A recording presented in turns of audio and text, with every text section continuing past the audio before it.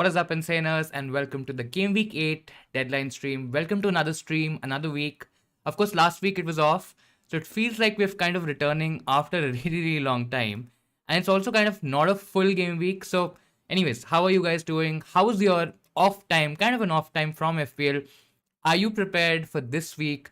I mean, lots and lots to talk about in terms of wildcards, in terms of people and managers, myself included, thinking of taking so many hits. And of course, we also have some information around some rail strikes happening maybe in the first on the 1st of October, in the first week of October, which might lead to some postponements in Game Week 9 as well. So there's a lot to discuss, lot to kind of digest. But just sit around, just be comfortable. It's a long stream. I think it's about a couple of hours to the deadline now. So grab a cup of coffee, any alcohol, any beer that you etc. want, and just sit through it. I think it's going to be really interesting. Lots to kind of discuss, a lot of information we might even get before the deadline. But first of all, how are you guys doing? Hey Shivam, hello to you. Welcome to the stream. What a headache this game week. Absolutely. This game week looks like a game week where we will kind of act on whatever information we have, but I think it's probably going to go wrong considering how FPL, generally happens. I have a very set team in terms of, what I'm going to do, set plan in terms of my team, and I'll talk about it.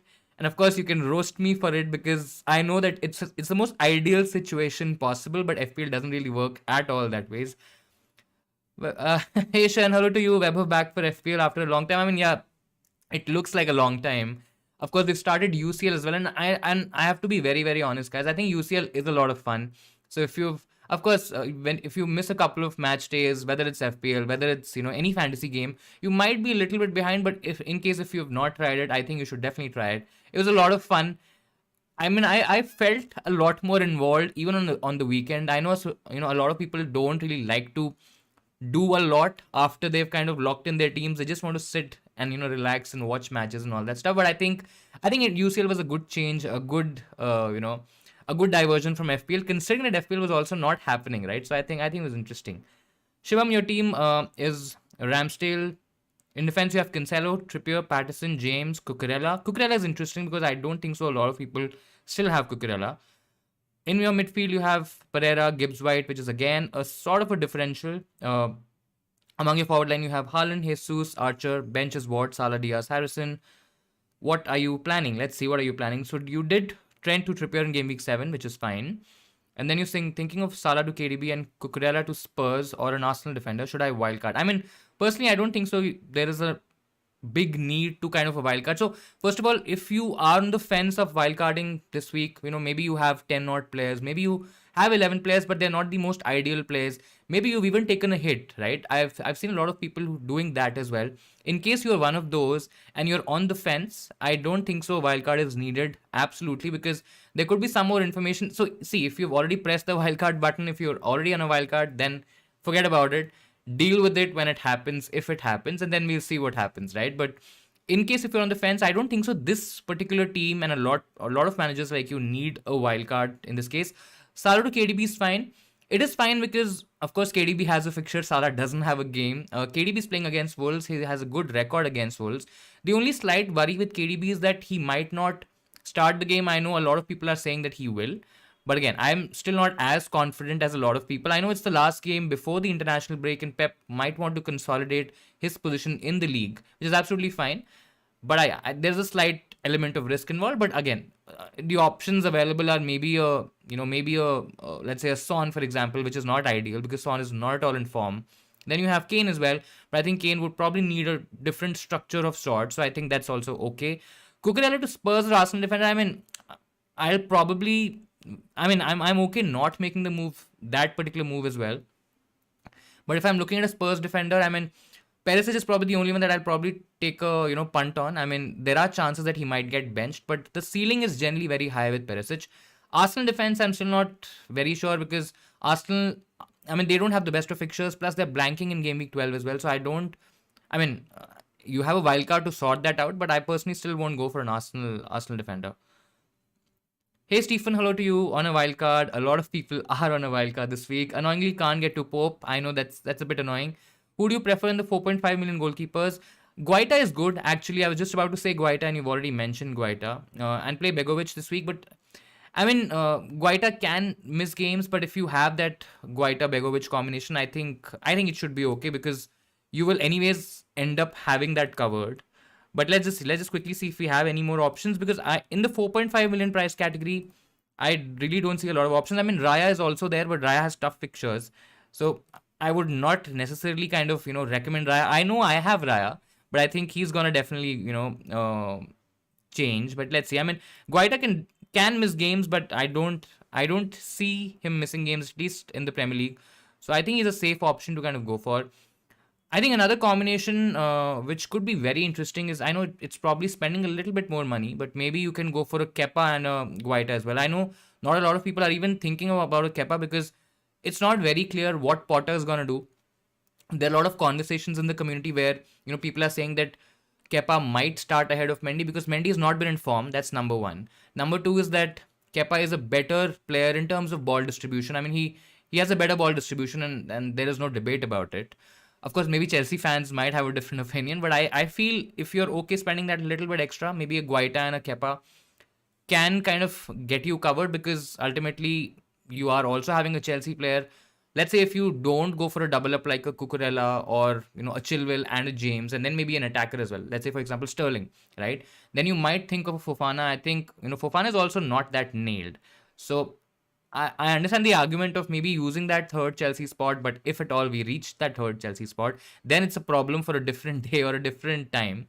But I think having just Guaita is also fine, but if you just want to be a little bit more safer, maybe Guaita plus a Kepa, I think should be good.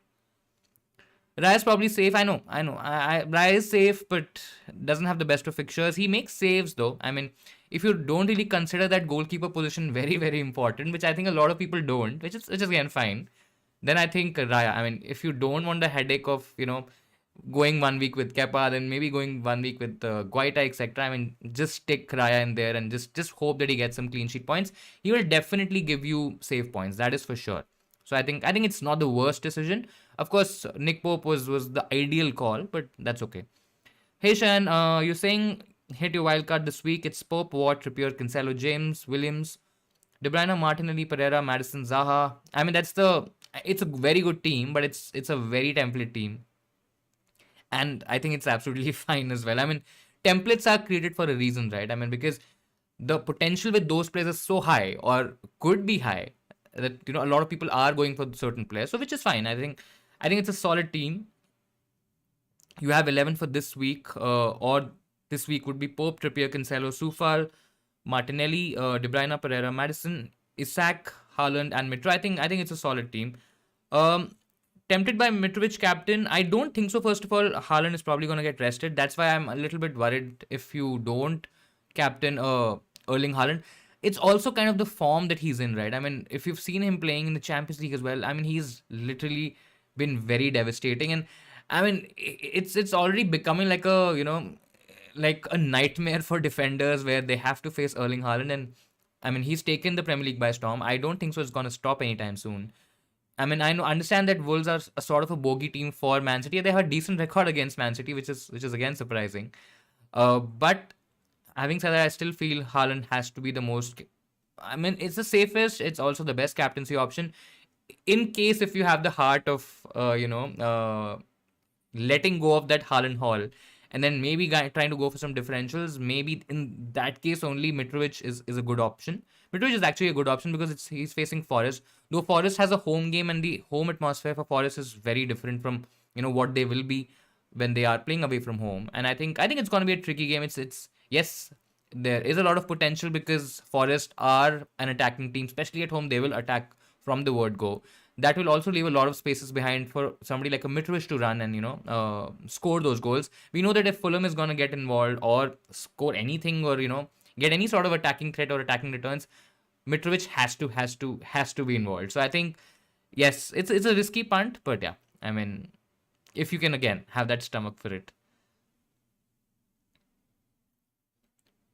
You've taken a -8, Redrick 103. I hope I've got that right. You've taken a -8 to get 10 players this week. Would you take?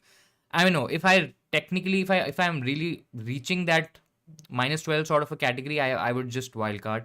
In case if you still have the wildcard left. and you've already played your wild card. I mean, it's okay. It's absolutely fine. It also kind of depends, to be very honest. I mean, there's not a black or a white answer here, but if you are getting a player which is probably a long term option, and maybe he's probably going to be attacking, he's probably going to get you a lot of points. Maybe he's also a captaincy option. I don't know which that or who that player is, but in case if you're looking at that sort of an option, which is a good option long term, I think -4 is okay. But considering that you've already taken -8, and a lot of people are wildcarding this week, so you'll be at a loss. And I think if that move can wait, playing with 10 players is not the worst thing that you will do this week, because a lot of people will be playing with 10 players. I mean, a lot of people would have already used their wildcards.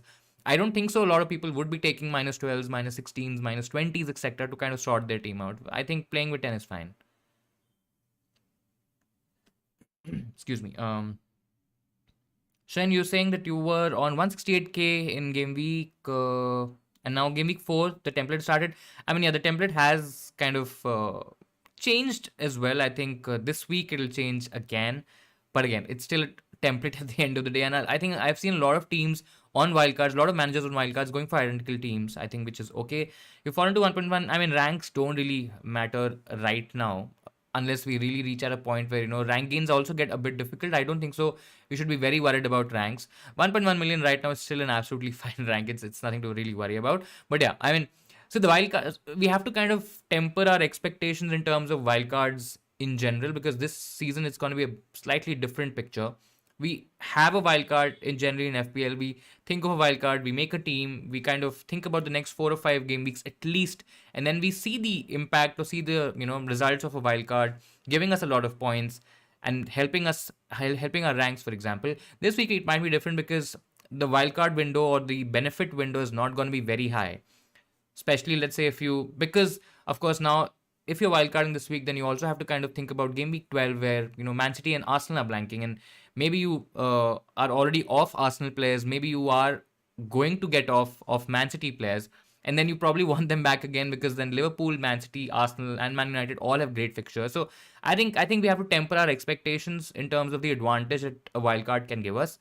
For one, I'm planning to use, or I'm at least thinking of, planning stretching the wildcard to maybe game week 13, where I'm not very far from the template, to be very honest. And maybe in the next 2 weeks, I can kind of catch up, and I can have players for those good fixtures, which I think a lot of people would anyways be blanking. Let's say, for example, I'm talking about Zaha, for example, right? I have all these transfers planned, and I have a wildcard draft ready for game week 13.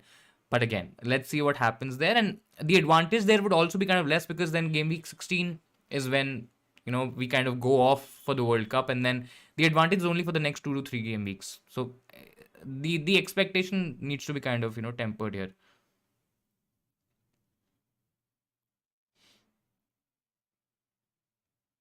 Madness to have Bowen, Zaha, and Madison all three on my wild card.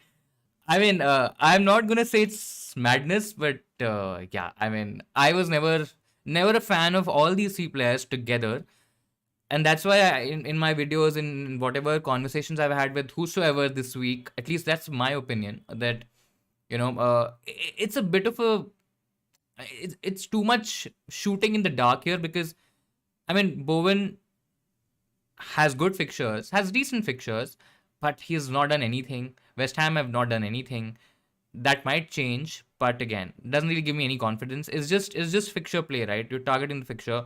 Same could be said for Madison. Madison has still kind of done something in terms of getting us attacking returns. I mean, he did start the season decently. Then there have been a couple of tricky fixtures where Leicester have also struggled. And because of the fact they're conceding so many goals, I think their attack is also kind of getting overshadowed. But Madison's still been Leicester's best player, best attacker, and I still understand that argument. Fixtures are also good there, so I mean, you can still kind of take a punt on it.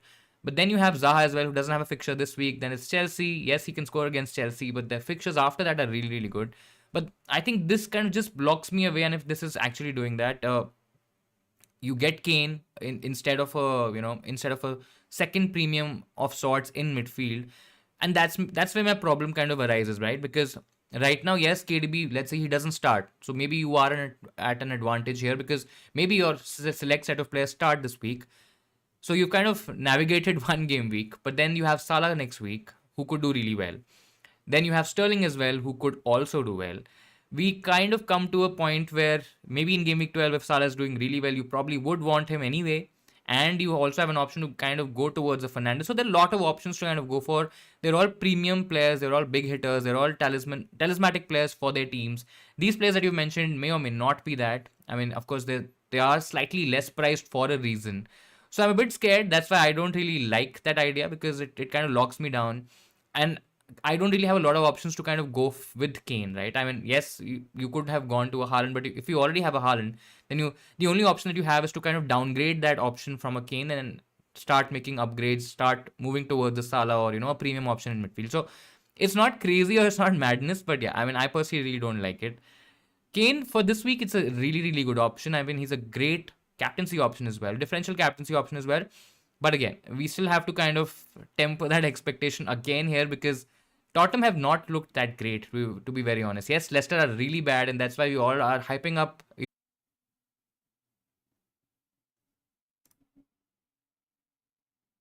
Yeah, I think we're back now. Apologies for that. I think the internet has been a bit dodgy the whole day, and I've been kind of trying to get that sorted. But I think we're back. I think we should be good to go. But anyways, do let me know if if you guys can see me and hear me in the chat. I think that'll be really, really helpful. Yeah, sorry for that. Apologies for that. Internet here is really, really bad. um, cool. We'll get back to the next question. Someone to replace Emerson Royale and Bailey or Ward-Prowse. I mean, I personally would not really want to replace Bailey. I mean, Ward-Prowse is, of course, somebody that I don't really have a lot of trust in. But, I mean, Emerson Royale, how much is Emerson Royale? He has to be... Let's just quickly see Emerson's price. 5.1. So, I mean, if you can get to a Trippier, I know a lot of people, you might also have Trippier. And in that scenario, I think the situation becomes a bit difficult, because the other options are West Ham defenders. I mean, you could go for a Soufal, who's probably a little bit more nailed than the other West Ham options. Emerson, I don't think so. I know a lot of people are again hyping up Emerson, but I don't think so. He's somebody who can play, week in, week out, considering that West Ham also have Europa League games. And, it might get a bit tricky. So not really a lot of options in that price point, to be very honest. You have 10 players, Luis Diaz to Madison. Luis Diaz to Madison for a -8 this week or -4 next week. I mean, you don't really have to do it this week. I mean, it's okay playing with 10 players as well, to be very honest.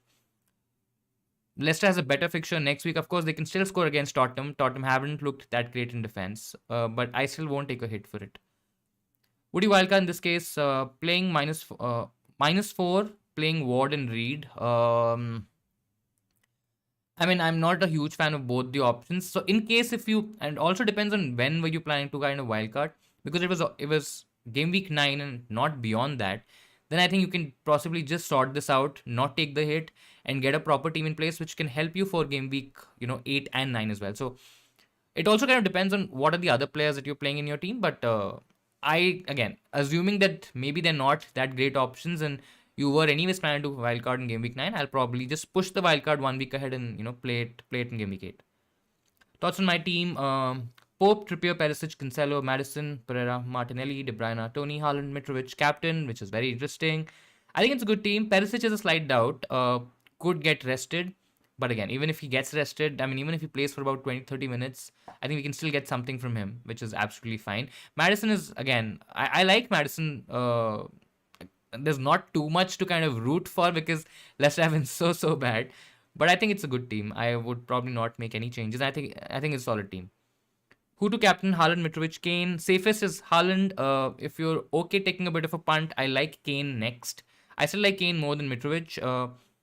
Forest, yes, it would be a decent game for Mitrovic and he can get a huge haul, but I still like the prospect of a Harry Kane against Leicester. Leicester's defense is really bad. Kane is in decent form. I mean, I won't say that he's he's in great form, but he has a great record against Leicester, and that kind of works for him. So I think if you're going safe, Haaland. If you're going differential, then it's Kane. Is Sterling a good option for wildcard? Depends. What is your plan for Sterling? I mean, do you have Sterling and then some additional money which can help you go towards a Salah? If that is the plan, and if you can bench him this week, and you can still field a decent 11, why not? I mean, it's a punt at the end of the day. I know not a lot of people are again talking a lot about Chelsea assets, but he's been one of the best Chelsea attackers. Now, whether he'll still remain the same or that, attacking potential will remain the same, whether we'll have more options. I mean, Graham Potter is a different manager, right? For Chelsea, the system right now doesn't look like it's going to change, but we only have 1 week of information, and that might change in the future. So if you have that plan sorted, if you have some money, which can help you maybe go to a KDB, go to a Salah, I think he's still a decent option to have on your bench. Thoughts on captaining Isak? I always mispronounce that. Captaining Isak, I won't do it. I know it's a differential. I mean, he's a good pick, but only a pick in isolation, and a good differential pick as well. I've seen a lot of teams, a lot of managers picking him on a wild card. So I don't know if he's gonna remain a differential, but I think captaining him is too risky. I won't. I don't have that heart of captaining him and then losing my sleep over it, because that's definitely gonna happen. Bernardo or Foden?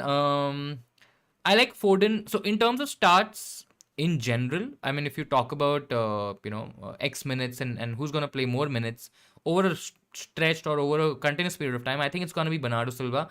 But Foden, having been benched, didn't start the last game, Champions League game. High chances that he's probably gonna start this one, and I just feel he has better. I mean, he plays a lot more closer to goal. He creates a lot. He also gets big chances. Whether he's going to convert those big chances, and whether he gets selfish and doesn't pass to Haaland, who can easily score. I mean, that's has happened before. I still feel Foden is the better option to go for. I mean, the upside with Foden in terms of points, the ceiling of Foden, getting more points is definitely more and higher. So I think I'll go with Foden here. Which is the better pair, De Bruyne and Isak, or Kane and Saint Max? Saint Max is a slight doubt for this week. I also want him, and I really, really want him this week, but I'm not able to kind of go towards that, because he could be a risk in terms of not starting, maybe getting benched, maybe not even being in the team. So that's why I don't like the combination. Kane is okay this week as well, but overall I still feel De Bruyne and Isak is probably the safer combination to go for. -4 to get Isak and KDB, or get Kane and Bailey, saving up wildcard for next week. I think Kane. I think if you're looking to wildcard next week, if you are looking for a high potential, pairing, or let's say a high potential combination, I think Kane and Bailey has the higher upside, because Kane against Leicester is looking good. Bailey also, I know a lot of people aren't talking about Bailey. I mean, nobody's getting Bailey, to be very honest. I've just been stuck with him, and that's why I have him, and I've gotten roasted a lot by for having Bailey and not selling him all this while. But I think if you're looking for a slightly riskier option, I think and a more high upside option, I think Kane and Bailey is the one to go for. Safer is Isak and KDB, which I think you'll anyways end up getting on a wildcard next week. So I think go for the slightly riskier move and chase a haul in there. Foden, Saka, or Kulu 1 week punt. If I'm going 1 week, I think I'll probably go Kulu. Then again start midweek. Tottenham haven't looked great, but has the best fixture of the lot. Yes, Foden also didn't start, but I just feel that Kulusevski might outscore both these options. All three are really, really good options. It's not going to be that straightforward. It's not that easy. But my pick here would probably be Kulu, just for 1 week. Bowen or Foden? Depends if it's just 1 week or long term. Long term, I think. Foden is difficult to predict in terms of his starts, in terms of his returns long term. And Bowen definitely has better fixtures. Right now, with whatever information I have, I'll probably go Foden. Might change next week or the week after, but right now I think it'll be Foden. Bowen has hardly done anything to kind of. I know a lot of people are kind of going towards Bowen, but it's just a fixture play. It's just because the fixtures. Of course, form can happen or can come into play if the fixtures are good as well. So maybe that's a conversation after a week where we see some form from Bowen's, maybe some attacking returns, maybe something that we can still talk about, because right now we can't really talk about anything. His numbers have been bang average. West Ham haven't really done anything, so it's very difficult to justify Bowen, to be very honest. I'll go Foden. Start Pereira or Madison? Interesting, very, very interesting question. A lot of people have this question. I think again it's very close. I would still start. I would want to start Madison against Tottenham, in spite of having the tough fixture or the slightly trickier fixture. But if you feel that Madison or Tottenham defense might do well, might be able to kind of restrict Leicester to play their attacking style of football, because I think Leicester will not hold back, will not sit back. They have to win this game. They're under extreme pressure and they can't be defensive. So I think because of that, I like Madison. But if you feel that Pereira has this easier fixture and he can outscore, Madison, then I think go Pereira. My pick here would be Madison. My wildcard team is Pope, Trippier, Cancelo, Sufal, James, Neko, Gordon, Bailey, De Bruyne, Martinelli, Andres Pereira, I think, yes. Kane, Haaland, Mitrovic. Any changes needed? No changes needed, to be very honest. I mean, I like Bailey, I like Gordon as punts, like Martinelli as well. Sufal gives you that fixture safe, safety net of sorts. So I think it's fine. Just have a plan ready in terms of getting to that premium spot of in midfield, which I think you already have for De Bruyne, so you can easily go for go for a Salah as well, considering that you have enough money. Or else, otherwise, you'll probably have to make some plans, make some downgrades, etc. Just keep that in mind. Otherwise, I think it's fine.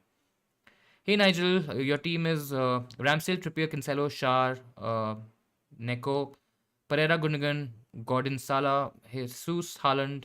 Subs you have, let's not even read the subs. One free transfer, 2.3 million in the bank. Salah out for Son and -4 Taylor. I mean, I like Taylor to Mitrovic even for a hit. I think it's fine. We'll move Neko Williams on the bench. I'm not a huge fan of Son this week. I know that the fixture is really good, but he has not really done anything, to be very honest, to give us any idea in terms of getting something from the game. There is a high chance that he might even get benched for this game. A lot of Spurs fan forums and a lot of people who follow Spurs, who are fans of Spurs, they are talking about Son getting benched this week. We'll still see if we get some information regarding that. I doubt we'll get that, but I'm not very happy with the Son pick. I'll rather take a punt on Kulusevski and just move on from that, or else I'll try to get in Kane, which I think with your team again might be a bit tricky. Isak punt or Kane is better. Isak long term is the better option. For 1 week, Kane is really good. Planning for Jesus to Tony and Pascal Gross to Madison next week. I mean, that's probably I think those are decent moves. I mean, Tony, I know not a lot of people are also kind of talking about Tony because Isak has better options. But let's not kid ourselves. We've not really seen enough with Isak to kind of, outrightly tell us that Isak is the way better option. Tony's a known commodity. He's a known asset. We know what we will get from, Tony. He's also nailed. There are a lot of, conversations about Newcastle that whenever, because that's definitely going to happen, that whenever Wilson returns, Isak might shift wide or might even share minutes with Wilson. So because of that, I don't mind sticking my head out for Tony. I think he's a decent option to go for. Madison next week again has the better fixture next week, so yeah, don't mind that. -4 to get Isak and KDB, and or not to take a hit and get Kane and Bailey. Saving up wildcard. I think I did answer that. Kane and Bailey would be my picks. Saint Max is not playing this week. Yes, he's not. About my team, -4 Ward Reed. Everyone else is good. Again, I will. If you're planning to wildcard in Game Week 9, I'll just shift the wildcard to Game Week 8. Bowen, Bailey or punt on Kulu for 1 week, then move to Matters next week on a wildcard. I don't mind that, to be very honest. I won't punt on Bowen. I don't really like that fixture at all, to be very honest. I think Everton at home are a much better team than they're away, and I don't think so. I don't see the appeal of Bowen at all. Might be totally wrong. But there might be a lot of people coming back to me when Bowen scores a goal and saying that we told you so that Bowen will do well. That can of course happen, but I just don't trust Bowen. I'll either go. I mean, Bailey is a very interesting option. I don't think so. A lot of people are going there, and I don't mind Bailey again. Southampton. Watkins is not playing this week. That's kind of a certainty. And if Watkins is not playing, then Bailey. Then I think Gerrard is not going to play two strikers up top. In that scenario, I think Bailey will of course play wide, and he plays a lot better there. I think Villa are also decent. I mean, they've kind of shown shades of both sides, but I think Bailey in that sort of setup will probably do better. And I think because of that, I don't mind taking a punt on Bailey. Sessegnon this week, risky because again, Perisic can still start. So, but if you feel that Sessegnon is definitely going to start, I mean, maybe a 1 week punt, not a long term option.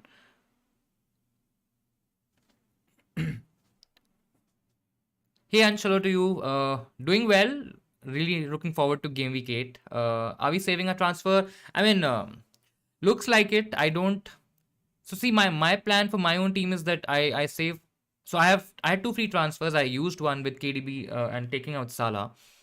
Then we have two free transfers we can use two by getting Mitrovic next week and Madison next week. I mean, Mitrovic doesn't really have the best of fixtures next week, but who does he have? Let's just quickly see. I mean, Newcastle's going to be a tough game, but again, he can still score. That's not a problem. And yeah, I think it's better to save, considering I'm still kind of leaning towards a Game Week 13 wildcard. And if Saint Max was fit, I think the conversation would have been slightly different. I think I really wanted to punt on him more than I want to punt on a Kulusevski. I already have a Bailey. I have no faith in Bowen right now. So I think it's fine. I will save the transfer, get two frees next week. We can shift out Jesus. We can do a lot of stuff. We can even shift out Pascal Gross, who's sitting as a dead option on our bench, and then maybe get Madison. So I think we have options, and I'll probably just save the transfer. Haaland captain. Haaland, if you are going safe, if you don't want to take a lot of chances, which is fine. That's one way of playing FPL. Then you go Haaland. If you want, if you are okay and if you have the stomach to digest that haul of Haaland, if he gets anything against Wolves, and you want to do something different, go against the crowd. Maybe you're trying to gain ranks, which again is the right strategy. Maybe is not the right strategy. I have a very different opinion. I might be having a very different thought about it, but I think I'll still stick with Haaland. I think he's a good option as well. He's just not safe considering that everybody's captaining Haaland and you also have to captain Haaland. I think that should not be the reasoning, to be very honest. I think he has a good fixture. He's been in great form. Man City are playing really well, so I think that's the reason I kind of back Haaland this week as well. Hoping for a Newcastle 6-0 Bournemouth tomorrow with hat tricks for Almiron and Isak. Yeah, that's just FPL things, right? It'll just be crazy if that happens. I still don't think it's gonna be that sort of a battering. But yeah, let's see what happens there.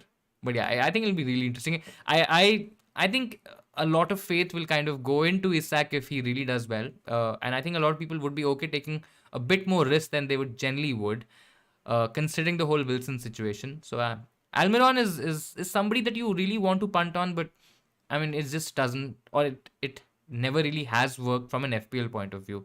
But yeah, let's see. Will Kulu start? He didn't start midweek in the Champions League games. Spurs were really, really bad. He might start. The combination could be Kane, Son, and Kulu, or it could be Kane, Kulusevski, and Richarlison, and Son might get benched. But I think I personally see Kulu starting this week. Literally have 5 players from one match. Sunday will be. Sunday's got to be an important day, and let's just hope we are able to kind of navigate this rush of people using wildcard, because I think, to be very honest, I think this team itself is going to become a little bit differential, because yes, it still has about 5, maybe 6 picks which are kind of wildcard template sort of picks, and that's also kind of gives me confidence. But yeah, players like Bailey, players like Gabriel, players like Raya, even Tony for that matter. I think these Tony, Jesus for that matter. Not Jesus probably, because his ownership is still going to be very high. But I think a lot of these players could be template, could be differential picks of sorts, and I think that is where our rank gains could come from. 8.3 million or cheaper mid options, a lot of options to go for in that price point.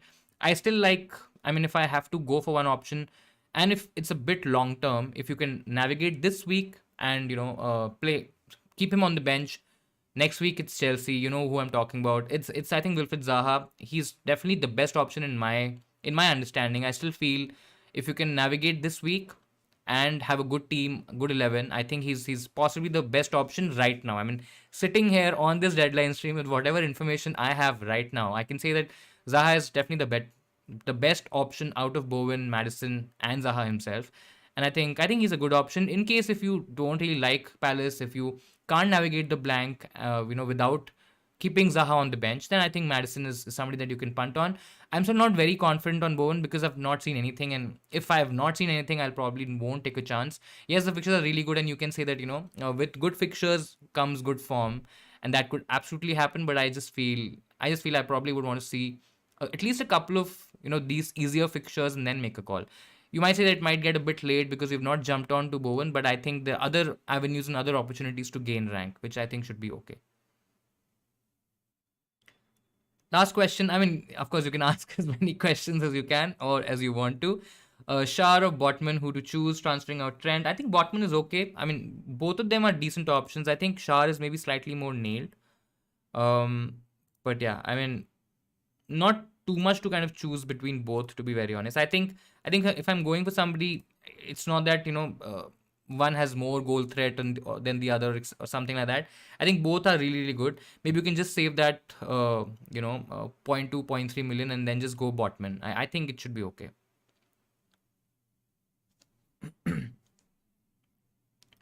No, Bailey will play with Ings up front. I mean, could he could play up front as well, but I just feel that combination of Ings and Watkins as a front two is a lot better than Bailey playing up front. But yeah, I mean, I might be wrong here as well. So considering bonus points, Shah or Botman, I mean, I don't think so. The conversation will change hugely. I mean, to be very, very honest, I think you might still slightly favor, Shah here, but I don't think so. There's again a lot to choose from. This is a random question. I feel showing both Villa keepers as doubts. So who will play in goal for them? Let's just quickly see that. I mean, it's showing that Martinez has illness and Olsen has a knee injury. I mean, if both of them are out, maybe somebody in their reserves kind of plays for them. I don't think so. An outfield player is going to play as a keeper. But yeah, I mean, let's see if something is there on Martinez.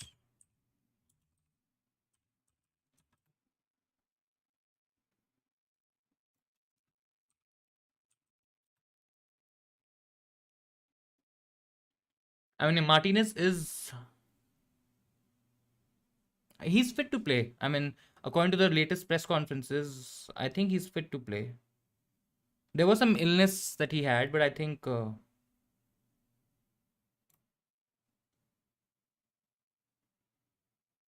yeah, I think Gerard. So Gerard's comments on Martinez that he hasn't been feeling too good overnight. We've had him in front of the doctor and given him some medicines to hopefully make him feel better in the coming hours. I've got no doubt that he'll pull through and I think he'll be available. I think he should be fine, to be honest. If Villa keepers are out, then time for a Che Adams trade. I mean, it could be, but I mean, Che Adams is such a frustrating player. You want to have him in your FPL team because he's at that price point where he could give you a lot of points.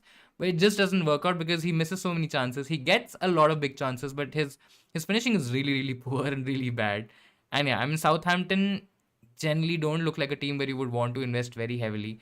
I know a lot of people talk about Ward Prowse, maybe even Kyle Walker Peters, but other than that, I'm not really seeing anything, to be honest. Three blanks with Neko Iverson in top 11. Should I wildcard? Um, if you are planning to wildcard in Game Week 9, I think you can maybe shift it 1 week ahead. If it was a 13 wildcard and maybe you have a team or you have a plan set up for that, then maybe think about it a little bit more. But I think if you have three blanks with Neko and Iverson in the playing 11, I think you should wildcard this week. Should I sell Diaz or Harrison? If Diaz, then who comes in? And if Harrison, then who?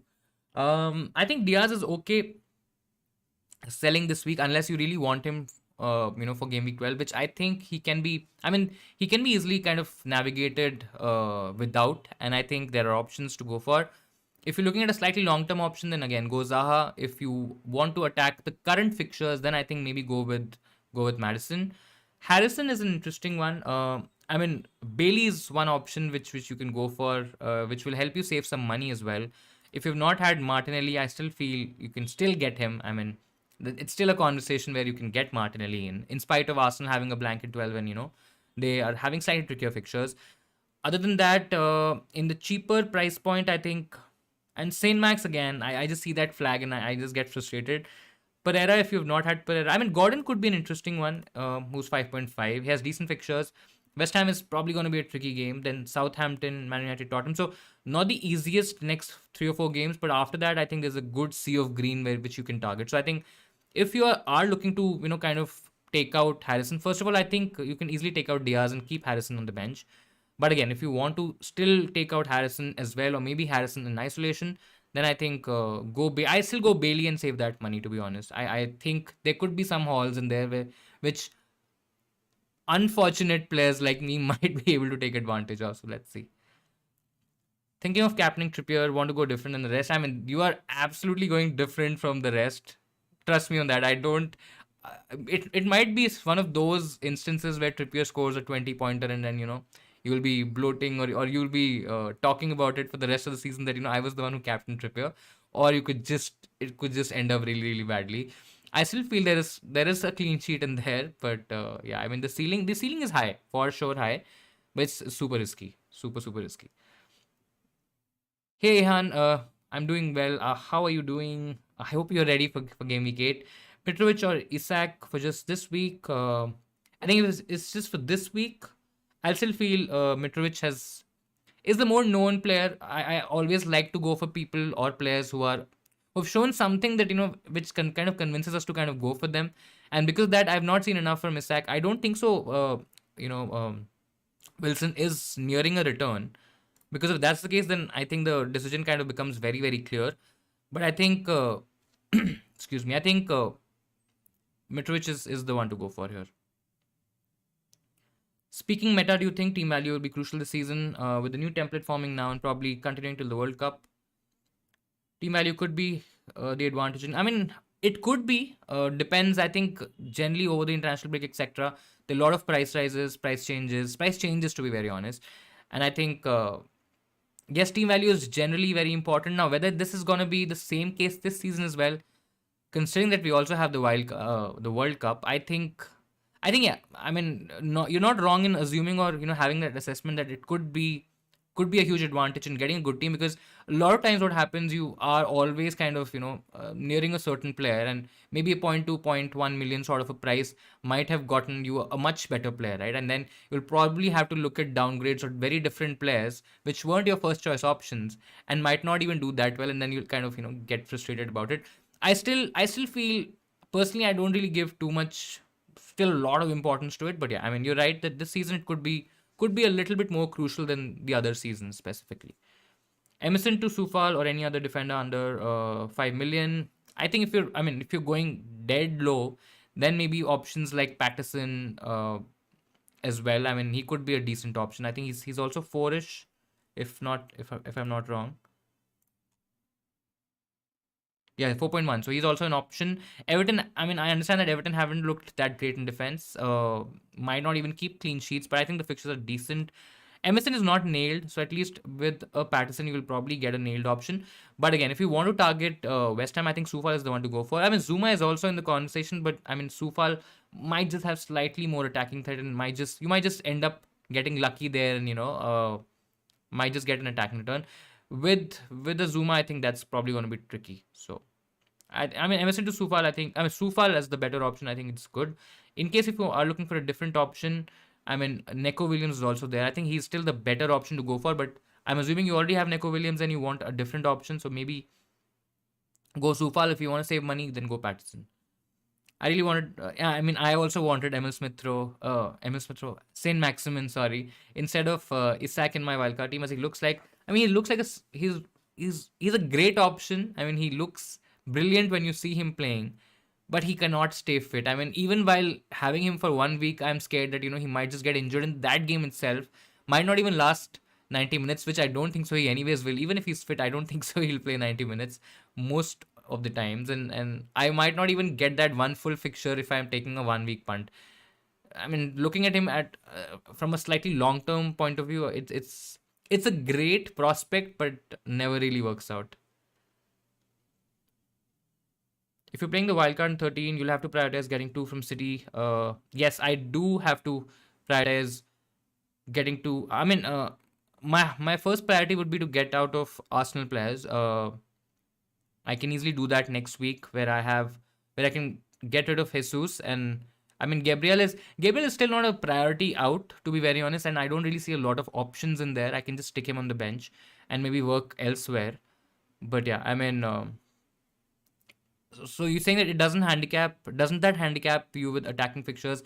I mean, see, it kind of does, but to be very honest, I'm not very bullish on West Ham suddenly scoring heavily, and players like, of course, I mean, they could still be options, they could still become options. You can't be that that single vision in terms of just looking at it from one perspective. You also have to look at it from different spheres in terms of what could happen. Of course, the possibilities that Madison can really blow up.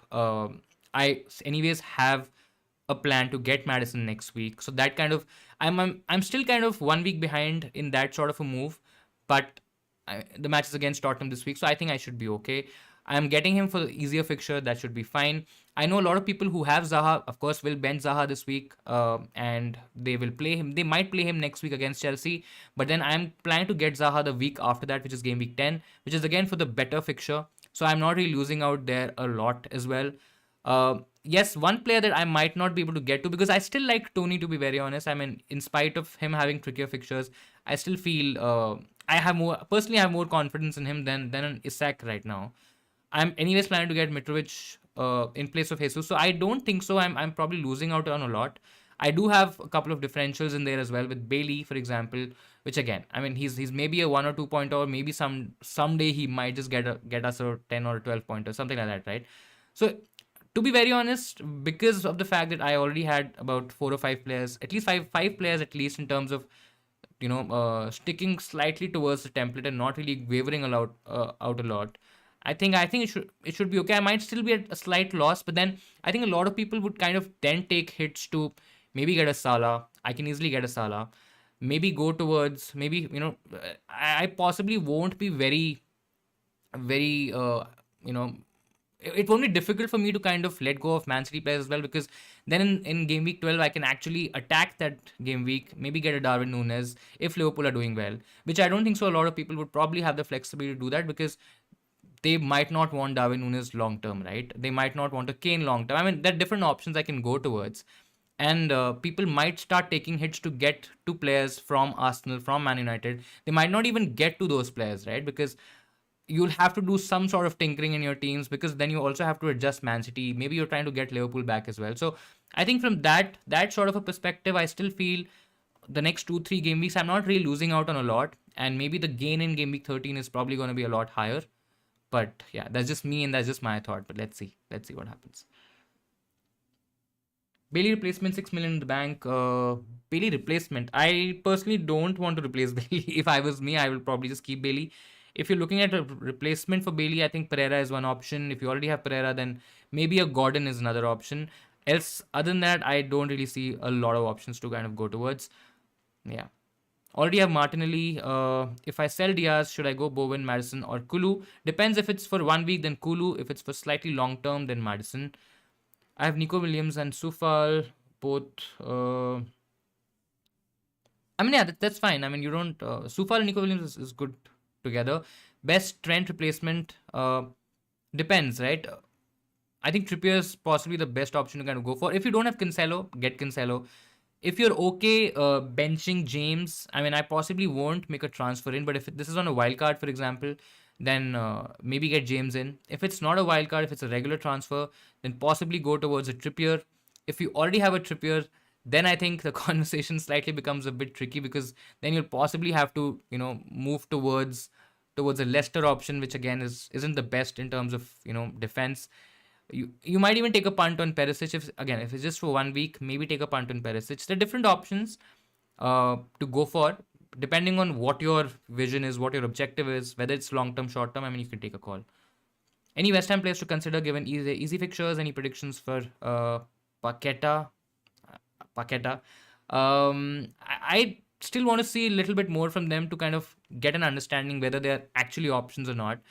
See, the bubble is definitely there. You'll always understand or see hyped up conversations. I mean, a lot of people talking about West Ham options suddenly becoming great and all of that stuff. Yes, fixtures are good. They can still do well. I mean, I'm not saying that they're really bad and you shouldn't go for them. But personally, for me, I want to have more information. I want to have more insight in terms of what West Ham does, because there's so many creative players in the team as well. I know that Bowen's probably going to play as a second striker, Paqueta in that, a creative sort of a role. He could be an option, but right now, considering that they also have Europa, and considering that they have Europe basically, and yes, I understand there's a break coming now, but I just feel I want to see more from them. If I'm considering anyone, it's probably going to be Paqueta or maybe even Bowen. I think those are two options. In defense, maybe a Soufal, Emerson, or even Zuma, depending on whichever is the nailed. in terms of having some sort of attacking output, I still feel Soufal is probably the best option out of the lot. Emerson, I'm still not very convinced because I don't think so. He's a nailed option. I mean, it depends on West Ham whether they play a back three or a back four as well, right? Because I mean, there are chances where in a back three, Cresswell can play as a centre back, and then Emerson plays as a wing back. Whereas in a back four, I don't think so. Emerson starts, so I think that's probably where I am in terms of West Ham players. Which Man United assets to get other than Rashford? I mean, right now, it's still not that straightforward. I think I'm definitely looking at Sancho to be very honest for a later time. I'm also looking at Anthony. I think that's going to be interesting. Now, I mean, he did start. His debut was really really good, but after that he's kind of fizzled out. So let's just see what happens there. But I have my eyes on Sancho, Anthony. Fernandes is at a tricky price point because he's 9.8. So unless I have a Sterling and I want to just make a simple transfer from a Sterling to maybe a Fernandes, have that flexibility. But he because he's not a proper premium. I mean, he's not at that sort of a price. He's sort of a half premium if that makes any sense. But yeah, Sancho is definitely there. Anthony is definitely there. Martial again, if he was fit, I mean, he would have probably been an option, but right now not. In defense, I think again a couple of more weeks of information will tell us about their defense a lot more. So Malacia could be one.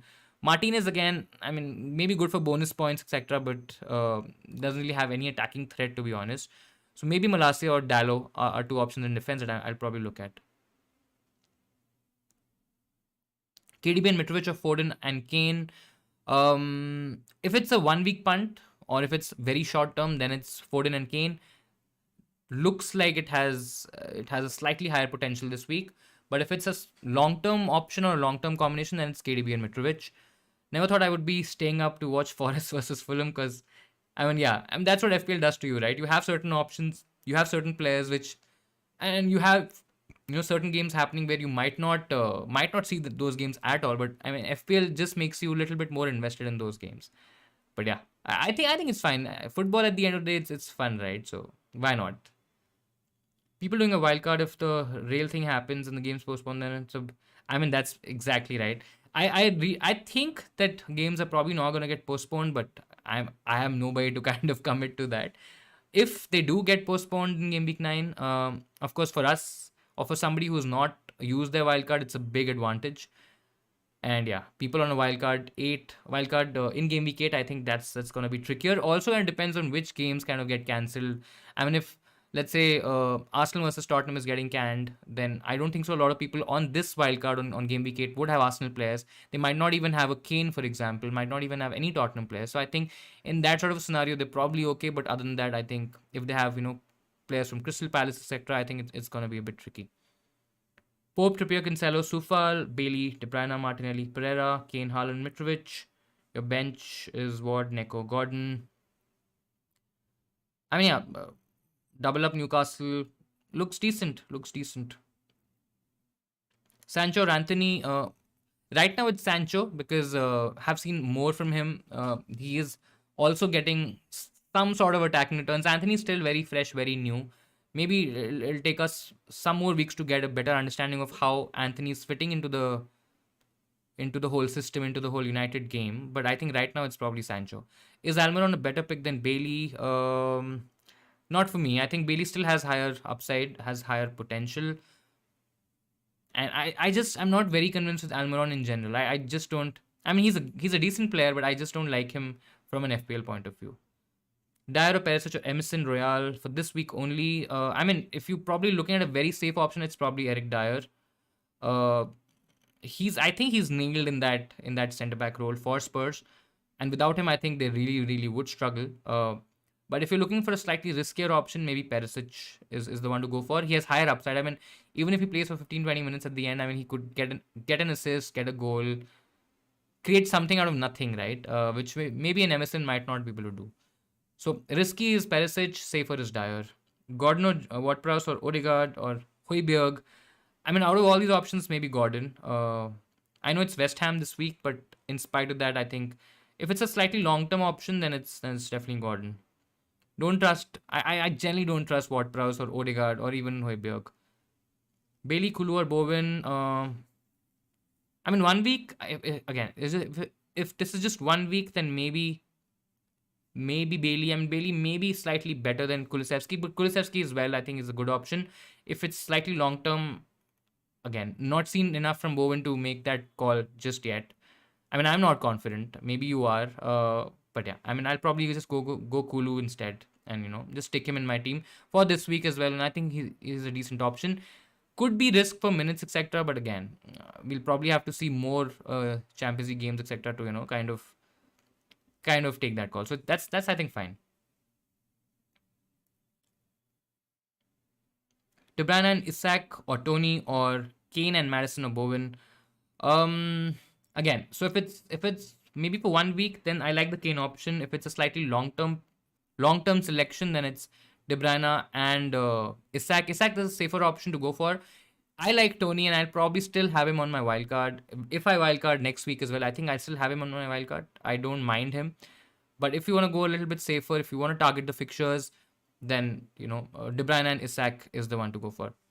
Kulu or Bowen, Kulusevski still not much trust in Bowen. Just yet. Could change next week, but let's see. There isn't their international break this week. How are the real protests or cause of concern going to cancel games, which are 2 weeks away?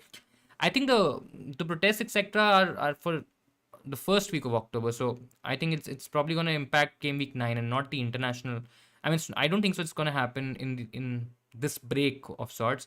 If I'm wrong, just please correct me. But yeah, I think I heard or I read somewhere it's October 1st, right? So I think that's going to impact game week 9. Is -8 a bad move or play 9 players? I mean, depends on which or who those 9 players are. It depends on who those extra 2 or 3 players are that you're trying to get in your team for that -8. If they're long term options, if they're 1 week punts, I mean, maybe it's a bad option. But if they're long term options, maybe you don't have the wild card. I think it's fine to go ahead with that. Who starts, Bernardo or Gundogan? I think Bernardo is higher chances of starting this week. Found this channel recently and so underrated. Thank you so much. That's really, really sweet. Thanks a lot. I still can't decide if I have to play the wild card, so I think I might just do a -4. Would you do a -4 for a midfielder in which is Madison, or defense in Trippier? I mean, I personally, if you're just a -4 away from maybe a decent team, I probably won't wildcard this week because that's being on the cusp, right? And because of the whole rail thing and maybe strikes happening next week, it might change the scenario a little bit. Maybe just don't play it. If it's a long term move, which I think both are, Madison and Trippier both should be long term options, I think they're fine. You can go for either one. Both are really, really good. I think I like Trippier more this week because of the fixture, because of him exploding this week. I mean, the potential clean sheet, maybe an attacking return as well. -4 for Trippier is not bad. Still confused between Son, Bernardo, and KDB Gordon. I mean, I like KDB and Gordon. Bernardo, again, good for minutes, but does he translate those minutes into returns? Not sure. Son, I mean, he's a great player. I mean, I can't say that Son is a bad player all of a sudden, right? I mean, he's been really, really good last season. It's just not happening for him. He's getting chances. I mean, his positioning, his the way he's playing, it's actually kind of becoming counterproductive to how Spurs want to play. But of course, if Conte really wants to achieve anything this season, he has to get Son back into form and start him to get firing. Otherwise, it's going to be a tough situation. And just because of the fact that he's in bad form and he's been bang average, I just don't like the Son option.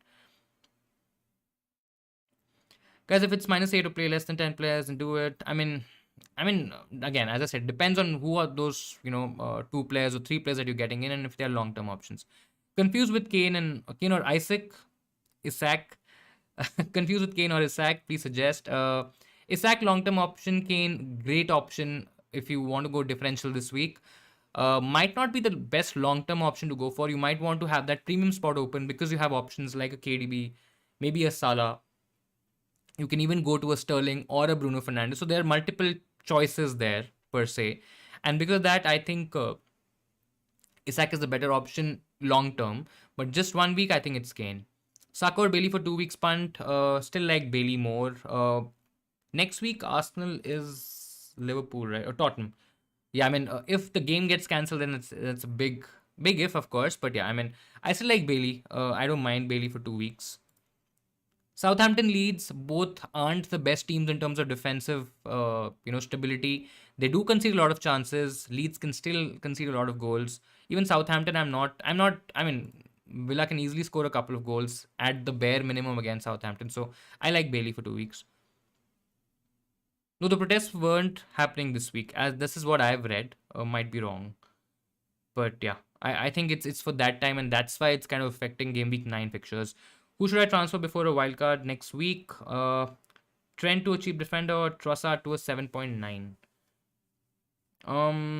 I mean, I don't really see any defenders who can really explode apart from maybe a Trippier or even a, or let's say maybe a Perisic if you get lucky, if you get him to start. I mean, because of your manifestation, I mean, if he starts, then maybe he's a good option. But I think Trossard to a 7.9 could be the right play here.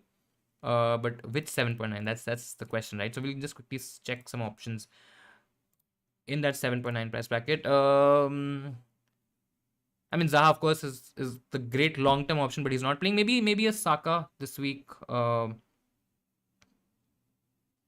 I mean, Saka could be an option to go for this week.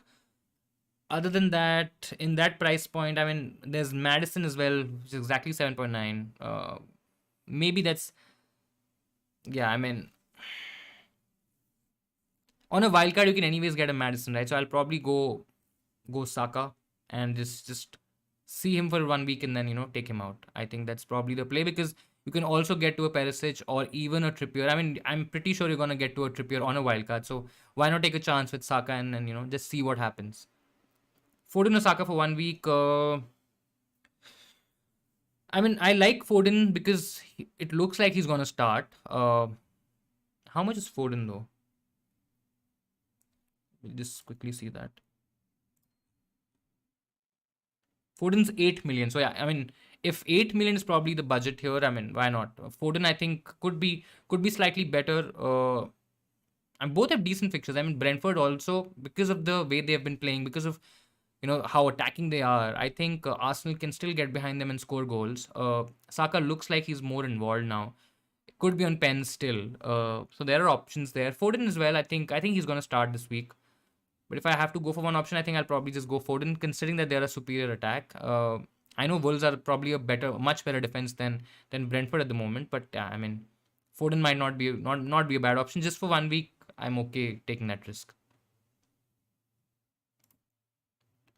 Great. Guys, we still have about an hour to go. Do let me know what questions you have. If you have anything to check, anything to ask, if you want to tell me anything in terms of any news, etc., that you've seen on Twitter or anything that you know and which we don't know. Let's see.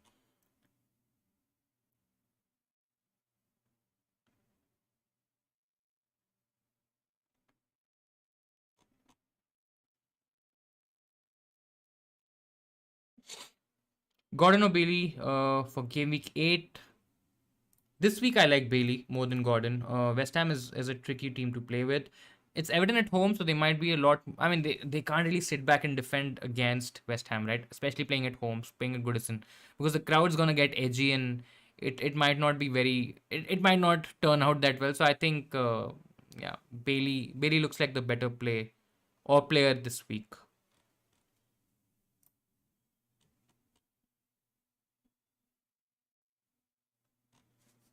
So let's see. I really, really wish and I hope that we probably would have gotten some information regarding Saint Max because I'm still it's still getting in my head that I want to play Saint Max. But yeah, I mean just not comfortable going there because of the fact that there's a risk that he might get benched, might not even feature in the squad this week. James from Planet FPL thinks that potential strikes will not affect any games in Game Week 9, and the situation with Brighton is unique. And yeah, I mean, I also read the same that the situation with Brighton is unique and it's not gonna be applicable elsewhere. But yeah, I mean, a lot of people are saying that it's not gonna affect anything in Game Week 9. I mean, I think Andy also had tweeted that there have been strikes happening in UK over the last couple of weeks, and it's not really affected any games yet. And I again, we probably, because we are outside and we may not have enough information, but I also think that from whatever I've read, it might not impact game week 9, which I think should be the case, because I will feel really bad and really sorry for players, for managers who have used their wild card in game week 8, because if all those London fixtures etc. get postponed, I think that makes us in a, or brings us in a very good position. But yeah, I mean, for people who've just wildcarded 1 week prior, I think it's going to be very devastating. So yeah.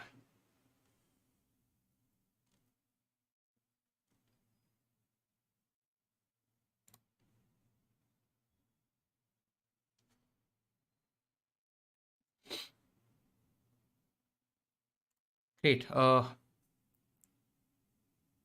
50 minutes to go, guys. Do make sure that you save your teams a little before, maybe about 10-15 minutes before the deadline, because a lot of people would probably be returning to FPL, to the site again, after having that sort of a mini break of sorts.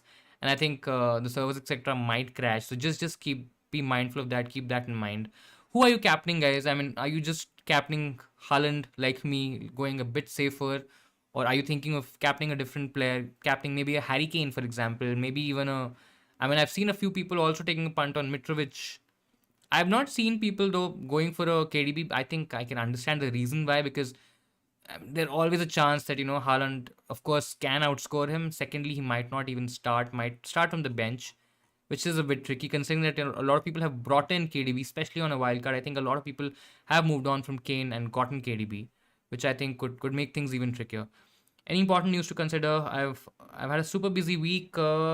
News in terms of, I'm reading about Leon Bailey starting tonight. I don't know if that's important or not.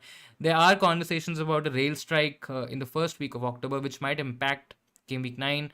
But in terms of the people involved in FPL, in terms of a lot of experts, I mean, they are commenting that that might not impact or not affect game week 9.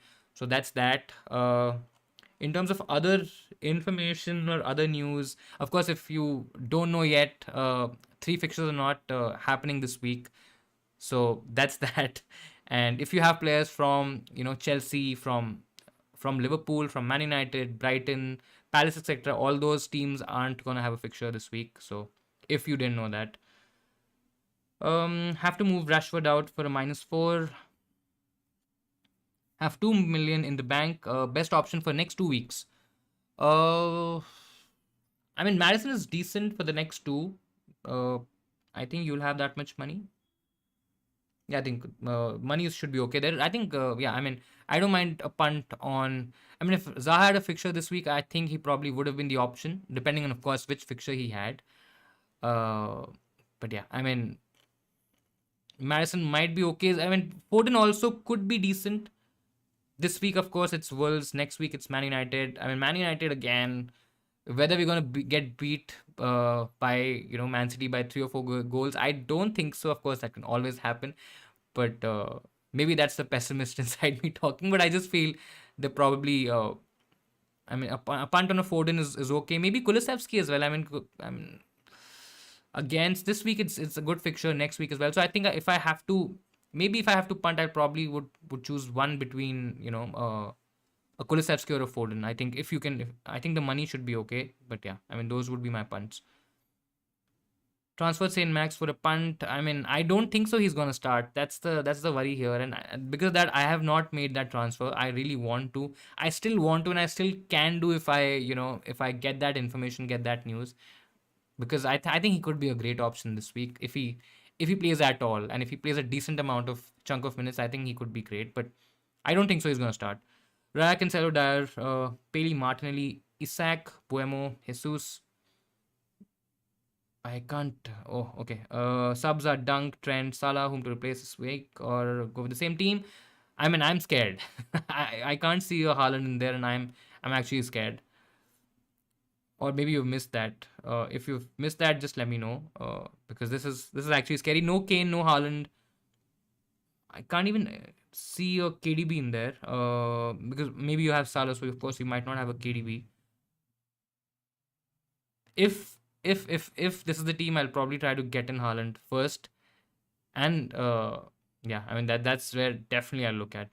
How about Trippier captain? Considering tough Wolves defense, could be a great differential option, but again, he's a risky punt. So if you're okay taking a bit of a risk, if you're okay, you know, managing those attacking returns that Haaland could get, because if Man City do well, I think Haaland's definitely going to get those returns. So yeah, that's where I am. Still a good option, but a massive risk. Haaland so hard to go away from. I mean, that's what, right? Really tempted by Mitrovic. I also thought about Mitrovic, but then like, who am I kidding? I mean, I'm not gonna. Of course, if I had Mitrovic, that would have been the option, or a Kane. I mean, those are two different options. I got De Bruyne, and I think this decision was a lot easier. But yeah, I mean, if I was contemplating on a wild card, or if I have picks like a Harry Kane or a Mitrovic, I mean, yeah, those would be options. I know about the blanks, but yeah, I mean, yeah, that's pretty much it. You're going to do Robbo and Greenwood out for Patterson and Isak. So I can feel 11. Looks good, looks decent. Gives you 11 players, should be okay. Keep Trent or Diaz. If I had to keep one option, I'll probably keep Trent. There aren't really a lot of options in defense, to be honest. I mean, you can easily switch, a Diaz to a Madison. I mean, I know Bowen. A lot of people are still considering Bowen. So Madison, Bowen, Kulusevski, Saka. I mean, there's so many options in that price point. You can even go cheaper, or you can go a little bit higher. But yeah, I mean, you might want. I understand that Liverpool aren't really keeping a lot of clean sheets, so you would think that I would not want to keep an expensive player like a Trent in my team because he's not hardly doing anything. But if I really have to keep one, I'll probably just keep. Considering that I already have the likes of Cancelo, maybe a Trippier as well. I think I'm okay keeping Trent and then letting off Diaz, getting a different player, taking attacking the fixtures for the next 2-3 weeks, and then maybe getting back to a Diaz or a Salah, etc. But at least in that scenario, you'll at least have Trent back in your team. So I think that should be okay. That'll be my strategy. But again, if you can get rid of both, I'll probably get rid of both. Should I captain Haaland or Kane? Safest is Haaland. No risk there, to be very honest. Good fixture, great form, playing for the best attack in the league right now. I don't think so. A lot could go wrong. Of course, he could still blank, and then we might just end up beating our heads. But I think you're gonna be in the boat with the majority of FPL managers, so I think it's fine. Kane is a great option this week. He has a great record against Leicester, but it's just too risky. Too risky. Going against Haaland, betting against the crowd, especially when he's in that sort of form, I mean, it is risky. Midfield of Kulu, KDB, Pay, Martinelli, and a bench fodder for game week 8 only. I mean, yeah, that's fine. Kulusevski, Bailey, good punts. Martinelli can do decent against Brentford. KDB again, slightly risky, but yeah, I mean, I don't have a problem with this. Pretty decent. Should we punt? Should we put 3 Newcastle players and James 2 in a wild card? I heard game week 9. I mean, game week 9 could be postponed, but there's nothing certain yet. But I think it's fine. Playing 3 Newcastle players is still okay. The popular combination is going to be Pope, Trippier, and Isak. So I think it should be okay. James, I mean, if there was certainty in terms of those cancellations happening, etc., I can still understand, but go with whatever information we have and information you have, which is at the moment that it's probably not going to get affected. It's not going to affect those London games fixtures, and I think it's fine. Mount to replace which mid? So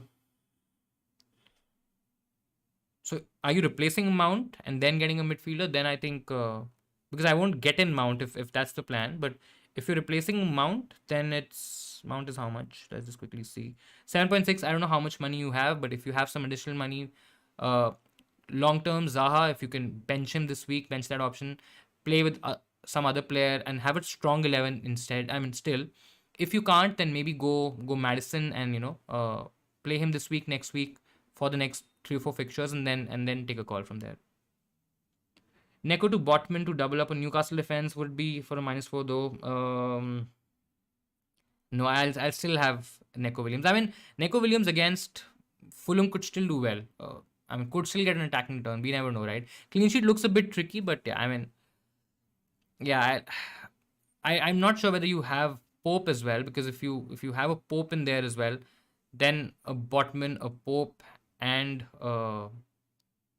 a Trippier might be a bit too much. But if it's just a double up with a Botman and Trippier, also look at from a long term perspective. Do you trust maybe a Sufal, getting more returns, getting more points than a Botman, for example. Sufal, I think, might be slightly more nailed. Again, that's debatable, but just look at that option whether you would want to maybe get onto a Fofana, considering that Chelsea has better fixtures.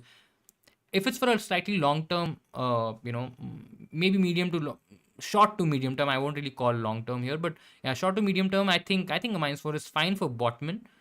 But yeah, look at the other options and see if maybe those options are better. It's not a priority transfer this week, to be very honest. I mean, Neco Williams is absolutely fine. Pope, Trippier, Cancelo, Sufal, Bowen, De Bruyne, Martinelli, Pereira, Isak, Haaland, Mitrovic. Pretty good. I mean, what's there to kind of comment here? I think it's a good team. Bowen is I mean, double up on West Ham is very interesting. Not a lot of people might do it. But still, I mean, fixture there, he could still do well. I still don't have that much confidence in Bowen right now. But if you have, I mean, why not go for it?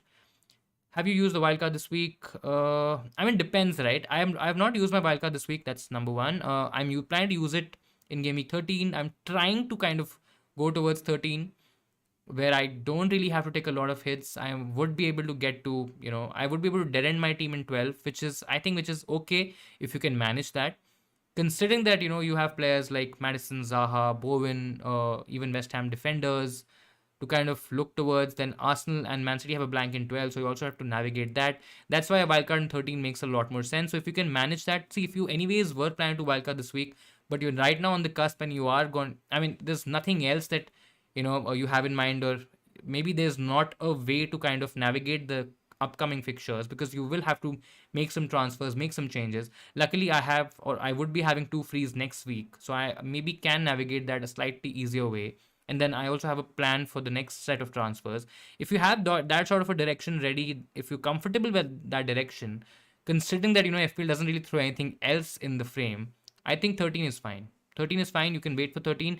But if you were any years on the fence of using it this week and you probably are dead certain of using it in game week 9, then just go for game week 9.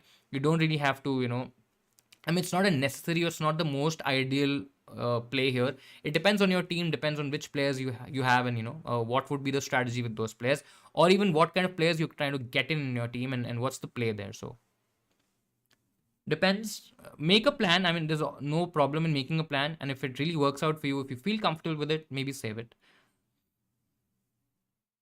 Thoughts on Gordon as a 1 week punt?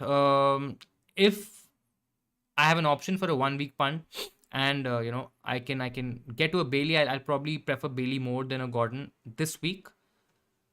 Bring in Kulusevski for a -4 or play Neco Williams on the bench. I will just play Neco Williams. I mean, again, depends on what's your plan for Kulusevski, right? I mean, if it's a long-term transfer, Spurs have looked decent. I mean, they've not looked that great. And they haven't, I mean, they have decent fixtures. I mean, they don't have the best of fixtures. They aren't the worst as well. So if the play is to maybe keep Kulusevski for the next 2 or 3 weeks, maybe slightly even more, then maybe go for it. But if it's a 1 week punt and then you anyways plan to get rid of him next week, I mean, just play Neco Williams from the bench. 0.2 million short of getting Bowen. Should I go for Saka, Paqueta, or Bailey with the plans of getting Zaha after the Chelsea game? So 2 week punt. I mean, if it's 2 week punt, then again Bailey looks good. Will give you money as well, with which you can get in Zaha. So I think if I'm punting with one player, having the idea of saving that money as well, I think Bailey should be okay. Paqueta is still somebody I just personally, I know I've said that enough. It sounds like a broken record at this moment, but I just feel I need to see more from West Ham to take that call. So I think I'll just go with Bailey. Villa defense or West Ham defense? Definitely West Ham defense.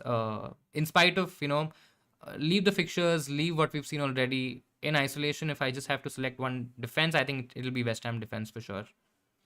Will Kulusevski even start? Is it safe to get him? It's not safe to get him. I mean, there's always an element of him not starting. Maybe I mean, Conte has been a bit rigid in terms of playing Son for majority games because he's one of their main players, even if he's not played well. And that just kind of makes my mind tickle a little bit that maybe Kulusevski gets benched, etc. But I just feel Kulusevski is okay this week at least. And as a 1 week punt, I don't have a problem with it. Son or Kulusevski for sure saves you money. 1 week punt. You're not stuck with a player who's premium in price, maybe not enough value as well. Son hasn't also been in any sort of form, right? I mean, he's still yet to start his season, and that's what kind of makes me think that maybe Kulusevski is a slightly better pick. Isn't it better to use the wildcard for more game weeks than to use it for game week 13 when you will eventually get defaulted wildcard, a default wildcard during the World Cup? I mean, that's one argument, and it's not a wrong argument to be very honest. But as I said this earlier in the stream, very early in the stream today, that we have to kind of temper the expectations in terms of having a wildcard. Yes, the advantage, the biggest disadvantage, whether it'll be a big disadvantage, I don't know, because we can get a curveball that time as well, and maybe a wildcard that time helps us kind of navigate that. Because right now, of course, we're not kind of thinking of anything or any sort of wrong possibilities that might happen in game week 13. But I just feel, I mean, it just gives me something different to do. It's not that I'm kind of becoming desperate to do something different just to kind of, you know, not follow the crowd and try to do something very very off. But I feel there is some practicality here in terms of going for a wild card in 13, because for my own team, this is very personal to my own team, because I'm not very far from the template. I have 2 free transfers. I have a plan for the next 2 or 3 weeks, which will make me very close to an eventual template. And when people will start taking hits for a Salah, for maybe even taking out Man City players, maybe having a bit difficulty in terms of benching them or getting some other players, I can easily use the wild card. And I can also jump on to players from Man United, players from Arsenal as well, which I don't think so. I mean, because of the Arsenal Man City fixture getting cancelled or getting postponed in game week 12, not a lot of people would be, thinking of directions like a Darwin Nunes, for example, right? I mean, if Liverpool are showing some signs, if Nunes is getting minutes, I mean, he could be a great punt for game week 12 as well. So it depends. I mean, yes, the older way of playing FPL would have been that you probably get a wild card, get a few weeks under your belt, and get the advantage for as many weeks as you can. But this week it's a bit tricky. This year it's a bit tricky. It's a bit difficult to call that. To have that same expectation would probably not be right, and then that's what I think. So let's see. Almiron and Gibbs White also in my 1 week punch though. I mean, Gibbs White, I think he'll start, but I don't think so. A lot of people are talking about him. Almiron is somebody I still am not very confident of. Uh, but yeah, Gibbs White might be a great option. I completely missed that. Might be a great option.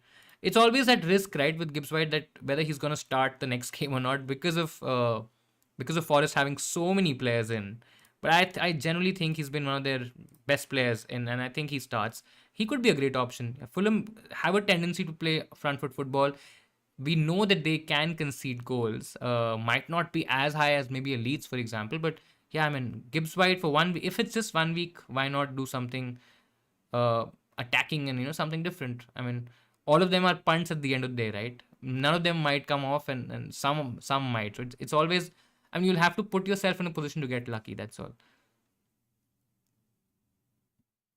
Do you not think West Ham's form will improve with the coming fixtures? I mean, it should.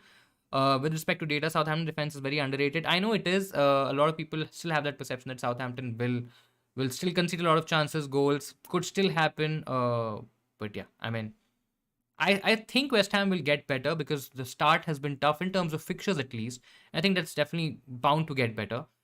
But yeah, I mean, once it gets better, once at least I have some confidence in them, it's absolutely fine to jump on, players like Sufal, maybe not Emerson, but maybe a Sufal, maybe a Zuma, maybe even a Paqueta or a Bowen if you don't want to be late to the party. I think it's absolutely fine. But personally, I just feel I want to see more from West Ham to take that call. Thank you for all suggestions. Thank you so much, Soumya, for joining the stream. Thanks a lot. I hope I was able to help you. A bit late to the stream. Is Paqueta nailed to start? I think he looks like somebody who will be nailed. Considering that Bowen is not going to play in that creative role, or maybe even wider, I think he's going to play the second striker. I think Paqueta should start this one.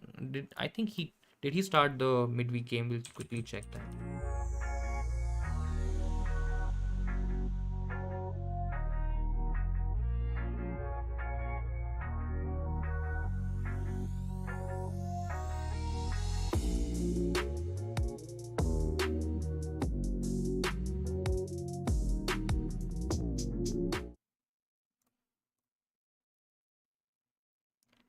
Yeah, I think he did.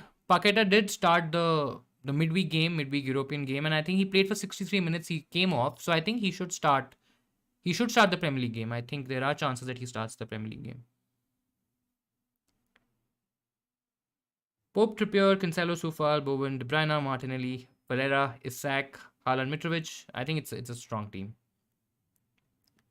Bowen, Sufal, as I said, the two options that again could do really really well, but yeah, I think other than that, I'm very very confident of this team. And if you are confident of West Ham players, then go for it. Coutinho over Bailey for 2 weeks, punt, then shifting to Zaha.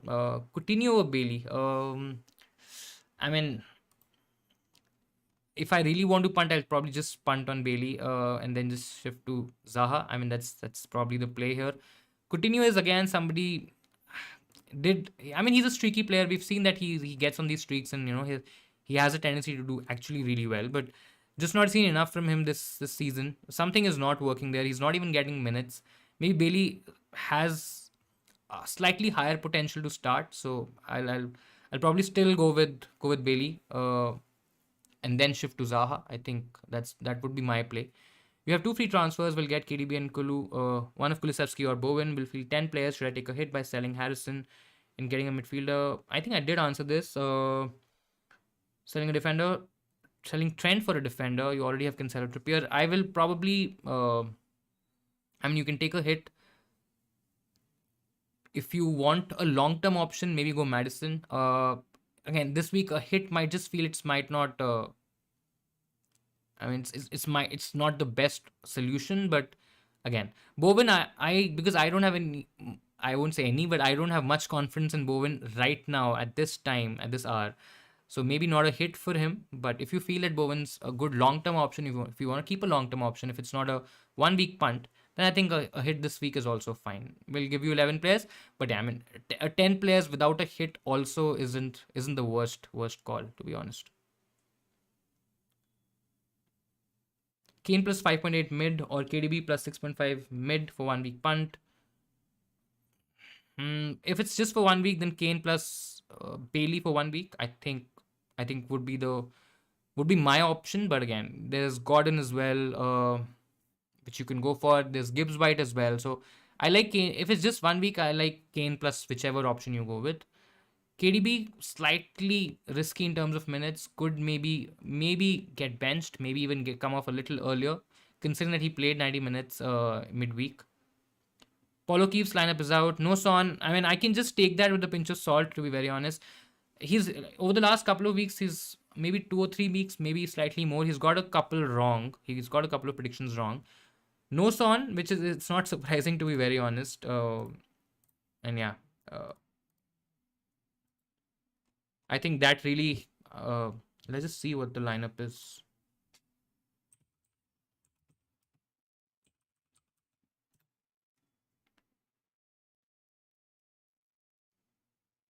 So it's Richarlison,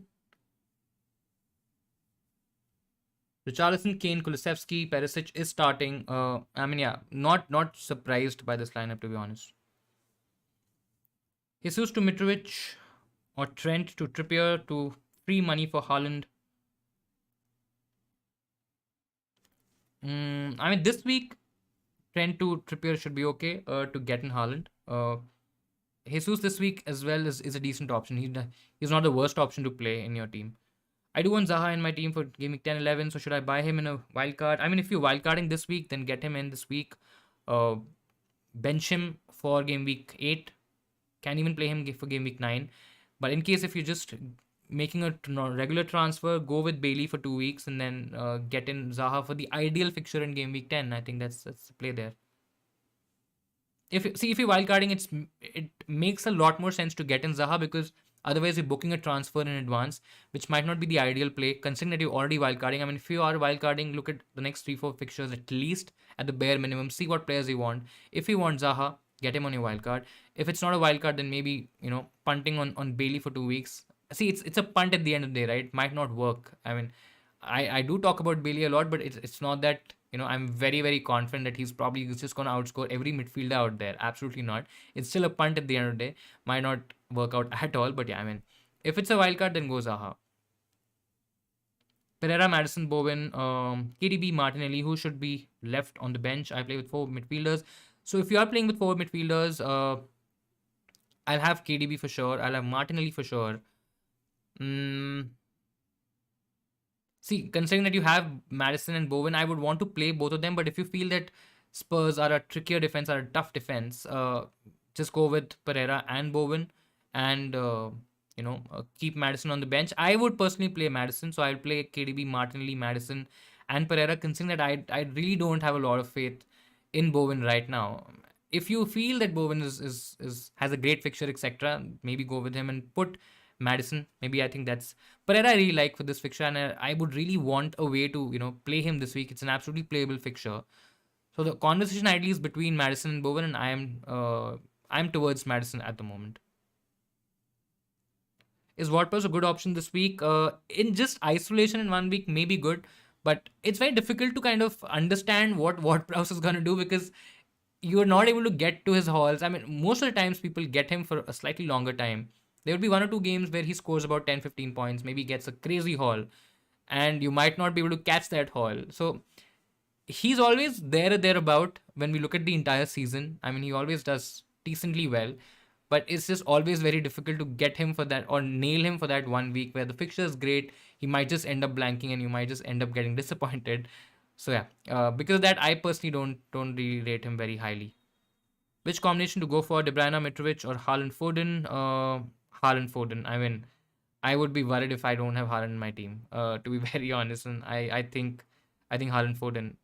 Foden, yes, it's not ideal, but there could be benchings. There could his potential as well. I mean, when you compare Haaland, compare a Foden to a Kevin De Bruyne, I don't even think it's a comparison. It's a fair comparison, of course, for a lot of reasons. But I just feel Haaland is a must-have at the moment. I mean, yeah, that's where I am.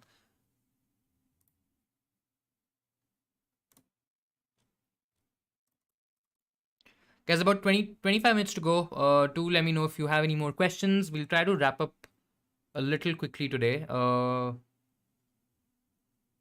Kane and Bowen or KDB or Isaac. If it's 1 week, maybe Kane, Bowen. I mean, I still don't like Bowen just yet. I think I've said that enough today. And if he scores a massive haul this week, I might not do a stream next week. But yeah. Uh, if it's long term, it's KDB Isaac. But if it's a 1 week punt, I like Kane. Can do Bowen as well, though fixture's not easy. But yeah, I mean, short term Kane Bowen, long term KDB Isaac. -4 for Salah to De Bruyne. Again, if it's a long term, slightly long term hold, maybe you plan to hold KDB for the next 2 to 3 weeks. Maybe yes, don't mind that. But if your plan is to get back to a Salah next week, then maybe don't do it. On a wild card, KDB Isaac for sure, for sure.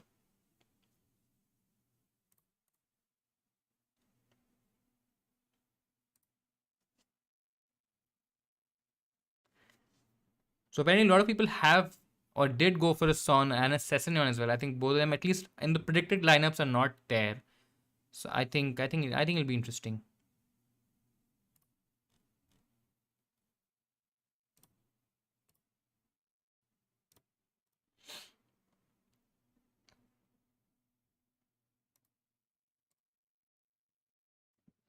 Cool guys. 20 odd minutes to go. Please feel free to add anything, any comments, any questions, any feedback, etc. If you have not liked the stream, guys, what are you doing? Like the stream. Make sure that you subscribe to the Insanely Football YouTube channel as well. We do a lot of FPL content. We do UCL as well. A lot of interesting stuff already happening.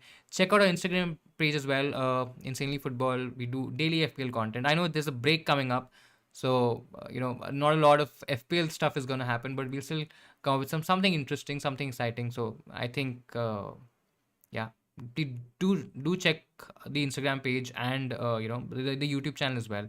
I think you'll definitely find it useful.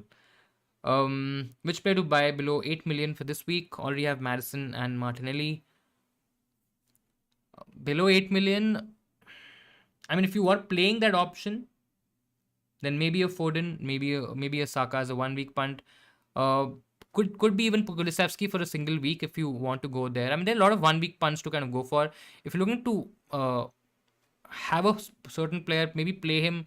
If you want to play him, I think it becomes a bit tricky because you might want to get a Kulusevski, for example, for just 1 week and play him this week.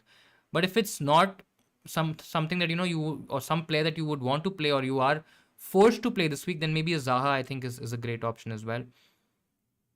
I still don't think Bowen is the right play, but I mean, if you feel that West Ham maybe has potential, it's a tricky fixture this week. Everton at home are a good side. I mean, they're sound defensively, especially when it comes to playing at home. So that's the reason I'm a little put off with Bowen as well. Christoph, as always, thank you so much, Praveen. Thank you for those kind comments. There's about 20 minutes to go.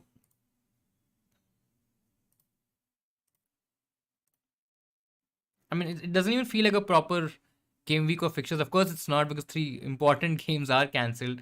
But yeah, Aston Villa, Southampton today, Forest and Fulham as well. I think let's see. I think this weekend's gonna feel a bit incomplete, but yeah, I mean, always happy to have at least football back because there was a lot of conversation about games not happening this week, and I think it's something is still better than nothing because next week we now have an international break, so at least Premier League won't be there. So I think yeah, there's gonna be some sort of a break coming up. How about Walker Peters for 2 game weeks will mostly be on the bench. I mean, if it's just being on the bench, then maybe just go even cheaper. Just go cheaper and save some money. I mean, if it's just gonna be on the bench, then yeah, maybe go to a Neko Williams, maybe a Patterson as well. Emerson, I still don't understand. I understand he's a cheaper option, and of course you're looking at maybe a slightly better defense now. Is Everton a better defense? Maybe an upgrade on somebody like a Patterson, for example. I'm not still sure of that. But yeah, I mean, just go as cheap as possible and just keep that option on the bench. Having a Neko Williams, having a Patterson who are starting games is still okay. Captain Kane or Haaland, Haaland safest. If you don't want to take any chances, any risk, go Haaland. If you're okay taking a bit of a risk and if you want to do things differently, go a bit differential. Kane is actually good. My pick is still Haaland because the potential is very high this week. Always good to have a Friday night fixture. I mean, yes, it is always great to have football, of course. I mean, I would not mind football for the entire week, considering that that's what I love and that's what I believe in for most or have believed in that for a lot of my life. But yeah, I mean, having a Aston Villa fixture and a Nottingham Forest fixture on Friday night is very interesting. Um, Need to play him this week, and as James does not have a fix this week, I mean, I still won't play Walker Peters to be very honest. I mean, uh, still going towards Neko Williams. If you already are having Neko Williams, then I think, I mean, as a 1 week punt, maybe go for a Newcastle option for just 1 week. If you're not locked out of three Newcastle players, maybe just go Newcastle and then maybe go. Walker Peters is 4.5, right? So you maybe can get a Botman instead. That's also one play. Odegaard or Højbjerg, or should I add a defender? I mean, I think, oh my god, I don't like both options, and I think I've said that enough, and I just don't hate me for it because if somebody, I still have more confidence in Odegaard than a Højbjerg, but I just don't like both options.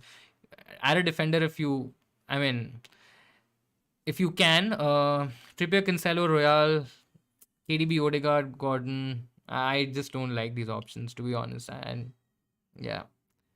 Right now I have Gundogan and Salah. Can't go with Salah to KDB because I have Gundu. That's fine. -4 for Gundu and Salah out for KDB and Kulu, or no need. -4 means Kulu and Gundu. So right now let's just break this down a little bit. Right now you have Gundogan and Salah. You can't go to Salah from Salah to KDB, of course, because you might be locked out of that move. You'll take a -4 for Gundu and Salah out and then get KDB and Kulu in. I mean, if they are, KDB is definitely a slightly longer term option. Kulusevski is just for 1 week. Maybe just play with. I mean, I'm okay doing. Yeah, because this is a week where I think a lot of people would anyways take hits, and if you can get that order sorted and get KDB and Kulusevski, I think it's fine taking a hit. -4 is Kulusevski and Gundogan. Gundogan is maybe a slight minutes risk as well. Maybe not this week as much, but in general, I would want to have, if not a KDB, maybe a Foden. But yeah, I mean, KDB is good this week. Thoughts on Bailey? Like him as a differential. Not a lot of people are going there because of how much they were burnt when they got him early on. And I think I've just been stuck with him, and that's why I have him in my team. I won't really, say I'm a crazy. I have great vision in terms of identifying differentials and all that stuff. Not at all. I just had Bailey for a really long time, and I've just been a bit lucky to be in this position where I can probably play Bailey. If you're looking for a 1 week or a 2 week punt, I think Bailey is a decent option to go for. With Watkins out, I think there are higher chances of him starting. And I think whenever he's played, I mean, he's been decent for Villa. I mean, probably one of their better attackers. So I don't have an issue with that punt. A bit upset that I won't be able to watch the same amount of football as I used to because my first year of college. That's great. Huh? I mean, that's of course football is obviously important, but there are also other things that are really really important as well. First year of college is very exciting, very interesting. I remember my days in my time. Of course, it feels like I'm too old now, and the college was I don't know how long back, but yeah, I think. I think it'll be interesting. It'll be a lot of fun. Play Warder, take a hit for Sanchez to Pope. I'll take a hit for Pope. I mean, if it's I'm assuming Pope will be a long-term option. I don't know if when you're wildcarding, if you've already wildcarded, maybe it's next week, etc. I just don't like Ward, and even if it's for a hit, I mean, I'm okay. I'm okay Sanchez to Pope for a hit as well. -8 for a strong 11 with Kane captain, Haaland, Kulu, Trippier, etc. instead of wildcard. I mean, if the -8 includes Haaland, I don't know what the -8 includes, but if it's including a Kane who you're captaining this week, Kulusevski again, which is a 1 week punt, Trippier, long-term option. I mean, it's okay. I don't mind that, to be honest. -8. This is a week where people either won't have a proper playing 11 or at least will try to get a lot of hits in play to get to that 11. I know a good section of people are also using the wildcard this week, but I think it's okay. KDB, Kulusevski, Andres Pereira, Martinelli. Oh my god. Uh, so KDB is good long term. Kulusevski, okay. Pereira is decent. I mean, this is still okay. As far as whatever I've seen so far, I still feel this is okay. Guys, 15 minutes to go. Do let me know if you have any more questions, any more doubts, any more comments, anything that you would want to add. Have a few questions. Does Emerson start? I mean, he played the midweek game in Europe, so if they're still backing themselves, in terms of playing with a back three and then two wing backs, I think then he starts for sure. But I won't be very confident. I mean, he's not a player who's very high in terms of fitness. He's not a player who can play, let's say like a midweek fixture, then a Saturday fixture as well, a Sunday game, for example. I He's not that sort of a fitness, or somebody that you can get so many minutes out of. So maybe in this scenario, West Ham drop to a back four with Cresswell playing out wide and playing as a full back, and that's what doesn't make me or doesn't fill me with a lot of confidence with Emerson. I mean, it's a huge risk. He can still play, but I think there are chances that he can get rested. Which two out of Bowen, Kulusevski, and Madison? Which two out of Bowen, Kulusevski, and Madison, KDB, or Kane? I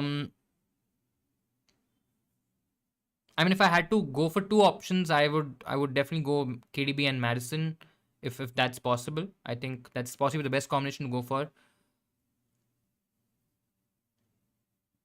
Just for this week, I mean, yeah, Kulusevski for this week is fine. Martinelli for this week as well. I mean, yeah, this week is okay. Sad Højbjerg. I mean, Højbjerg is a not a bad option from a UCL fantasy point of view. I mean, if you play UCL fantasy, yeah, might not be a bad option.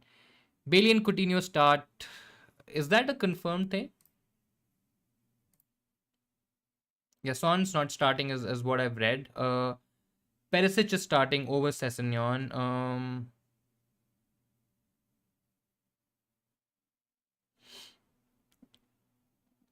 Do we know if KDB is playing? I mean, there's no certainty Pep didn't say much in terms of KDB getting a rest or KDB playing. So I'm assuming he will be playing this week, but yeah, I mean, don't get surprised even if he gets benched. I mean, there are chances that he can get benched. Any lineup news? Lineups in terms of Paulo Keefe, who's said that Son is not starting. Perisic is starting over Sessegnon, so that's that. Ansh has mentioned that Bailey and Coutinho are starting. So for those of you who were planning to take a punt on Bailey, it might be okay this week.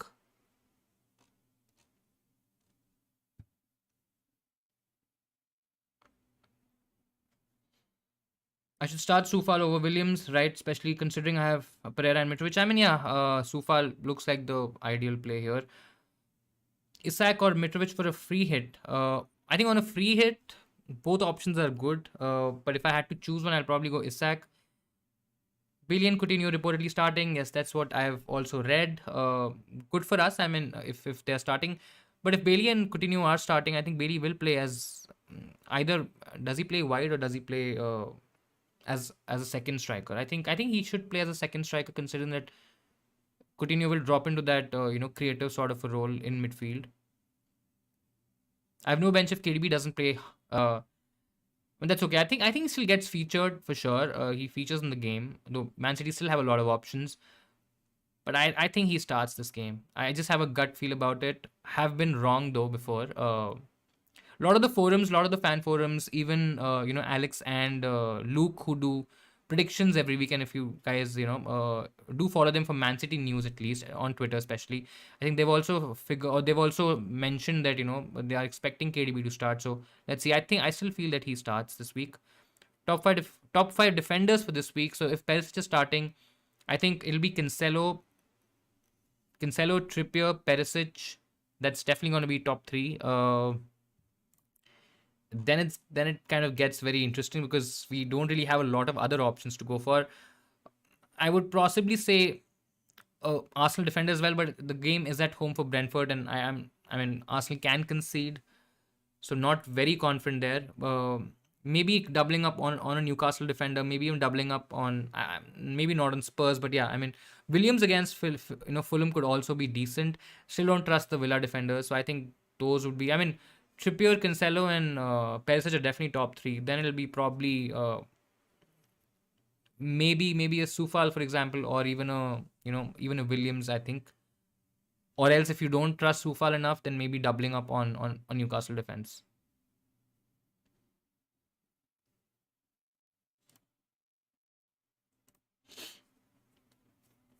There's about 10 minutes to go.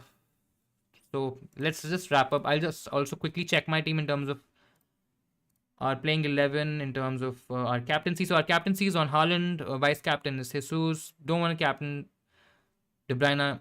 I mean, vice captain as well from the same fixture. Just being a little safe and cautious. Vice captain Jesus. We have Williams on the bench, who should be good in case if anyone doesn't start and doesn't feature at all.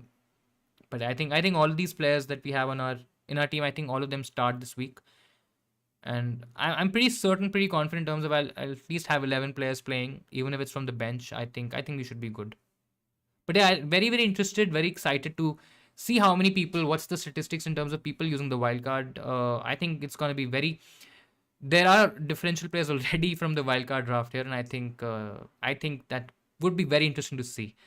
Should I vice Mitro or Jesus Mitrovic? If you have Mitrovic, I don't, so I couldn't. If you have Mitrovic, then go vice captain Mitrovic. Saka or Bowen on my wildcard. If it's a long term option, I mean, if I just look at these two picks in isolation and not consider anything at all, I like Saka more than Bowen, but because of the fact that Saka has tough fixtures, he also has a blank in 12. I'll possibly say Bowen, but I would have a third option instead. Maybe go Zaha if you can, and or even Madison. I mean, those would be my preferred options rather than Saka or Bowen. But if I had to choose between one, I don't want to say it, but I'll still say Bowen. Yeah, because I spent the entire last 2 hours avoiding Bowen, and of course I'm not advising people to not go Bowen, but I just personally feel that Bowen. I still want to see more from Bowen than before going to him. Maybe at least a week more of information, and then if I'm wildcarding game week 9, maybe I go with Bowen. That's that's where I am.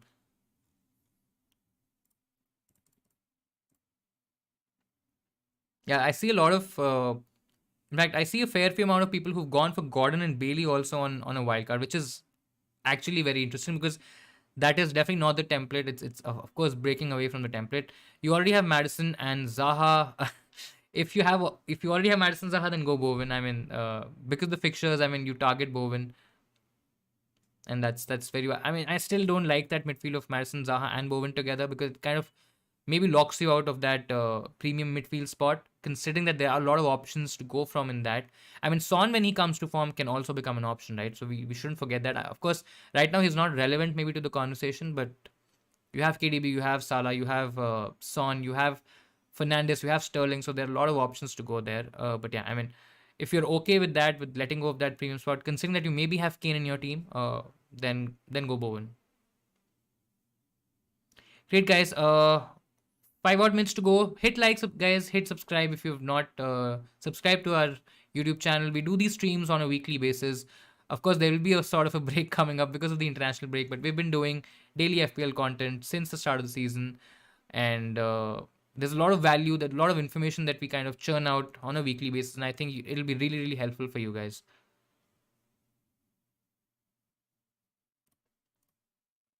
Let's just quickly see. We'll just quickly check if we have some more information in there. A lot of people are already panicking on the wild card as well. I mean, uh, yeah, I mean the safer players to probably go, for the likes of Kevin De Bruyne, Madison, Martinelli. Then the fourth and the fifth spot, fourth as well. I think Pereira. A lot of people already have Pereira, so I think that's also kind of safer. Fifth spot is where the things get very interesting because you can go Bowen, you can go Kulusevski. A lot of things you can do. Maybe you can take a short term punt, switch from that punt, go for a slightly long term option, maybe in a Zaha as well. So a lot of different options and positions sector that you can kind of go towards. I think that'll be interesting. But yeah, I'm not wildcarding this week, and let's just hope it kind of works out. Pope, Trippier, Cancelo, Zuma, De Bruyne, Bowen, Martinelli, Bailey, Mitrovic, Haaland, Isaac. Your bench is James, Gordon, Nico Williams. Decent team for this week as well. Zuma is an interesting option. I don't see a lot of drafts going with Zuma, considering that West Ham could be a decent defense. But yeah, I mean, maybe people haven't really seen enough to kind of go for the double up. But yeah, doubling up on Zuma and Bowen, if they really fire, I think could you know put you in a very good position, considering that you'll have a jump on a lot of FPL managers who don't have these West Ham options. So yeah, that could be decent. Bailey is an interesting punt as well, like the team. Couple of really good options, some safe options in there as well. So yeah, that's pretty much good.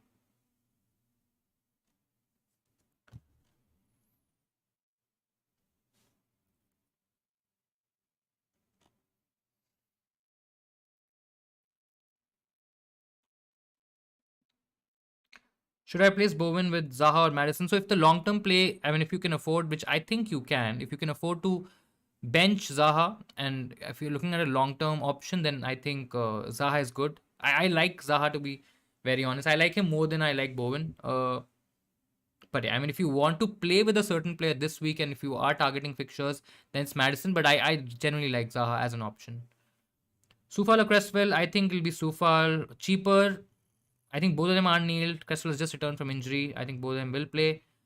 Here's to hoping that Højbjerg doesn't score. Let's just hope that, and let's just hope that you don't go crazy on the next stream if you join us.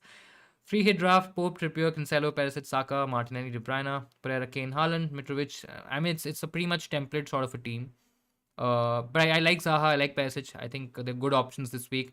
Trippier also has a good potential to do well. I mean, it's a good team. It's a really good team.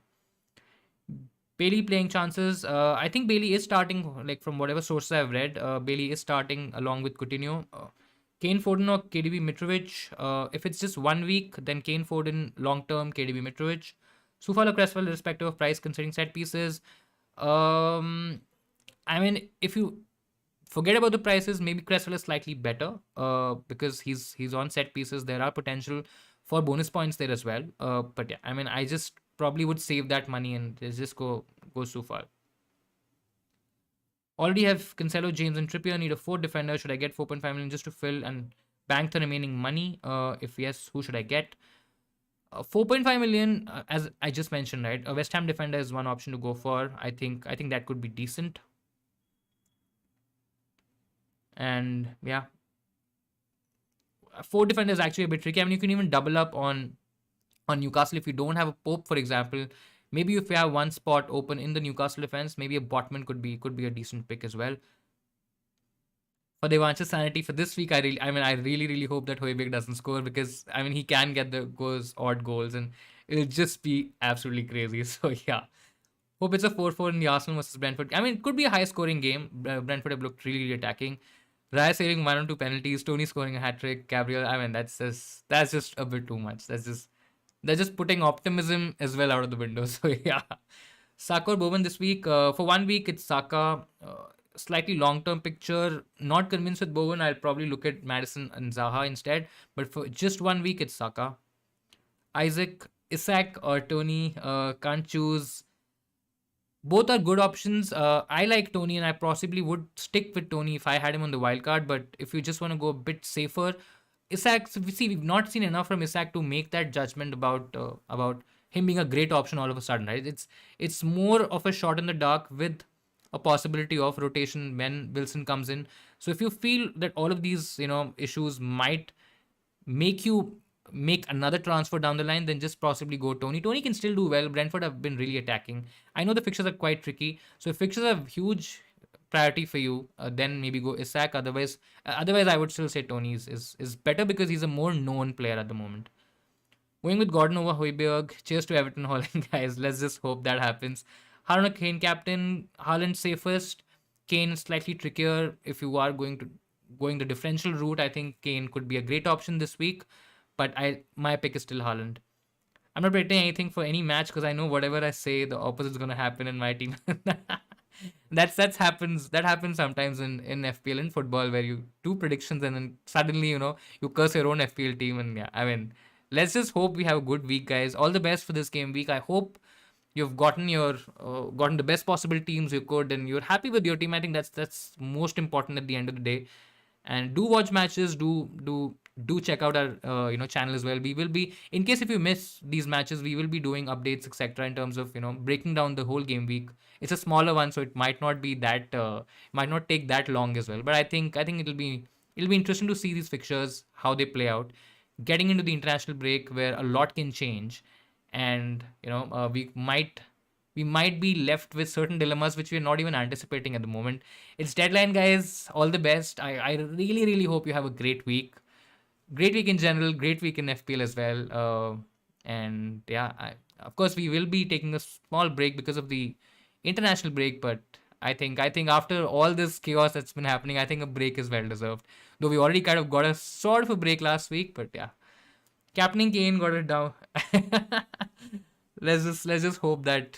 I mean, yeah, Devansh, I think we'll have a separate chat. But I just really hope that Højbjerg doesn't score, man. Yeah, for my own sake and my own happiness. But yeah, I think it'll be nice. It'll be interesting. Looking forward to the games. But yeah,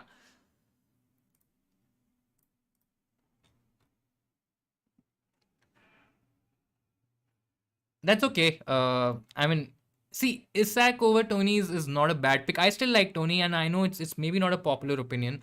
I've seen a lot of people, outrightly saying that Isak is better, but it just it just surprises me to kind of understand and see that yes, it's of course there. You have to kind of build a narrative when you kind of go towards a certain player. Like when I'm saying that Bowen is maybe not a great option because, of course, I can see what he's done so far. Yes, a lot of things can change, but it's the same theory for me, and that's how I play FPL. It might be different for different people. It might be wrong for some people as well, which is absolutely fine. At the end of the day, there's no one way of playing FPL. If you feel that Isak has better fixtures, and which I think he does, and could be great, I mean, why not? Might just, I mean, let's just see what happens this week, and then maybe take a call on that. But yeah,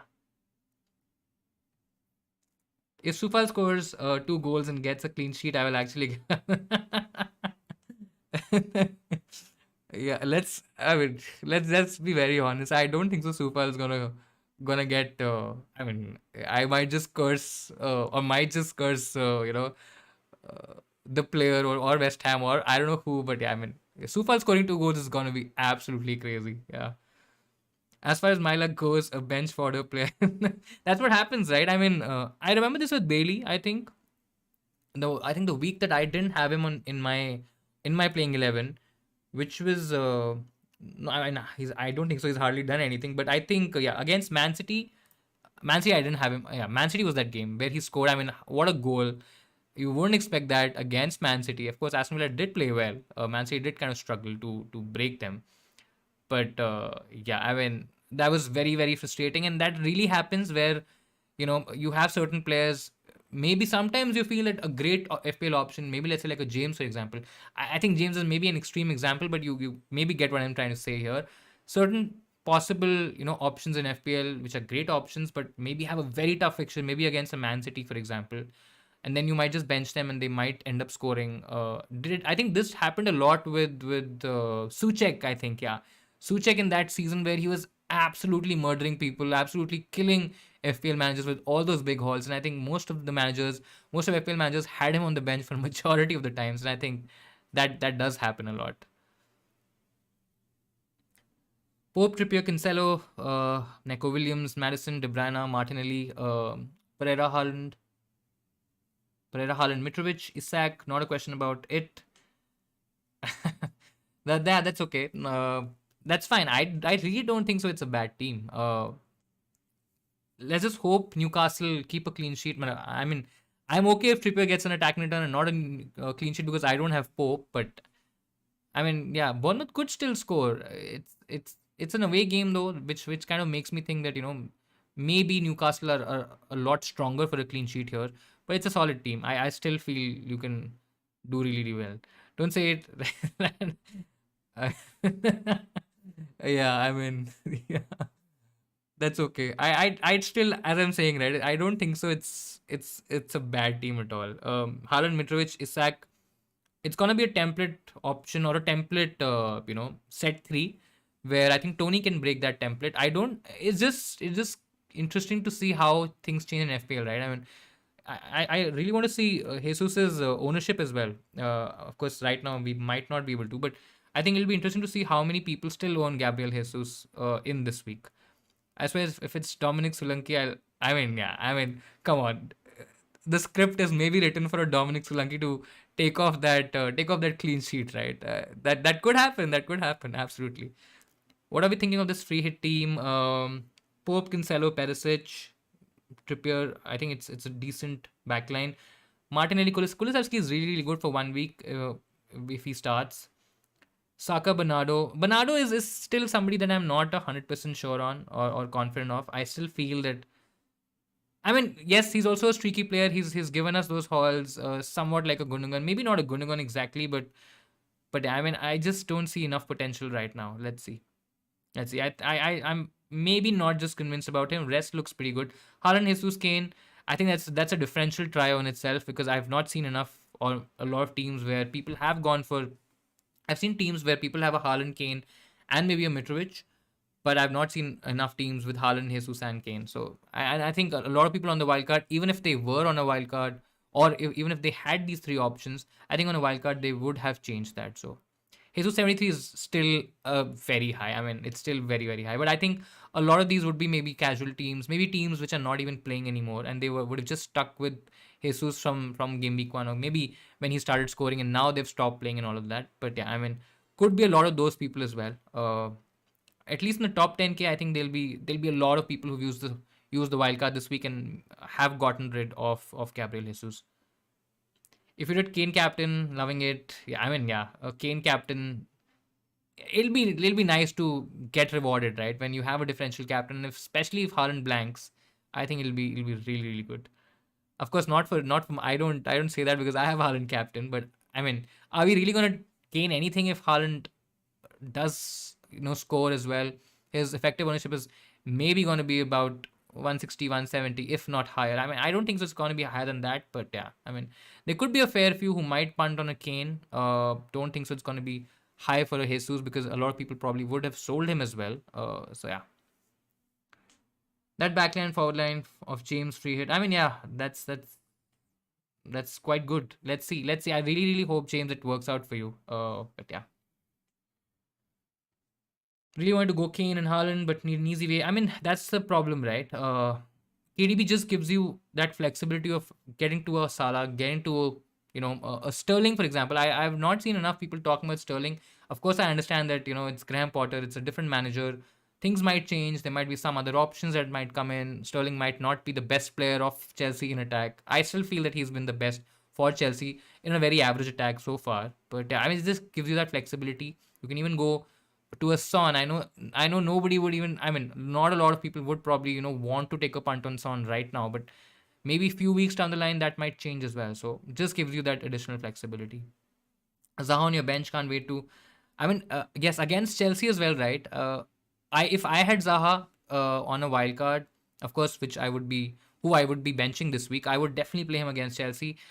He could still haul against Chelsea. I mean, he does well against the top teams, and we know that if Crystal Palace are gonna do anything from an attacking point of view, Zaha is their main man. I think he's gonna get those goals, make those runs, maybe play on the counter, which I think Palace would against Chelsea, because Chelsea would probably have more of the ball. And yeah, I mean, he's also on penalties, so there are a lot of outlets to points, and I think he could be a great spicy option. There's going to be a classic FPL that Bon. I mean, that's what, right? I just have a feeling now that I'm thinking about it more and more again. I just feel that Bournemouth will score a couple of goals. Maybe a Solanke will score, wipe the clean sheet. Maybe just one goal as well, right? You just need one goal to wipe that double clean sheet, especially for wildcarders who've gone for a Trippier and a Pope double up in defense. Maybe even I've seen some teams with a triple up in defense as well, and not going for Isak and going for a different option. Let's say like a Tony, for example. But yeah, I mean, when nobody is expecting them to, they might just come up with a couple of goals, might just make things very tricky, and just remind us how cruel this game is at the end of the day, right? I had a way of getting Sterling, Kane, and Haaland, but just worried. Sterling. It was very interesting to see that Sterling was playing as a, I think he was playing as a wing back, though his positioning was still very advanced. He was probably the most advanced player playing as a wing back. But yeah, I mean, if he plays like a typical wing, I just don't feel that's gonna happen. On a consistent basis. I might be wrong. It's too early to kind of commit to that, or maybe make judgments about it, because we've just seen one game, so we don't have enough eye tests. We don't have enough information to kind of make that call. But I mean, 10 million for a wingback is yes, you're right. It's outrageous, to be very honest. I still don't think he's gonna play that, because he still can't. I mean, Sterling is not a defender, right? He cannot defend. But yeah, I mean, as a Chelsea fan, I'll be honest. I mean, nobody has any damn clue, to be very honest.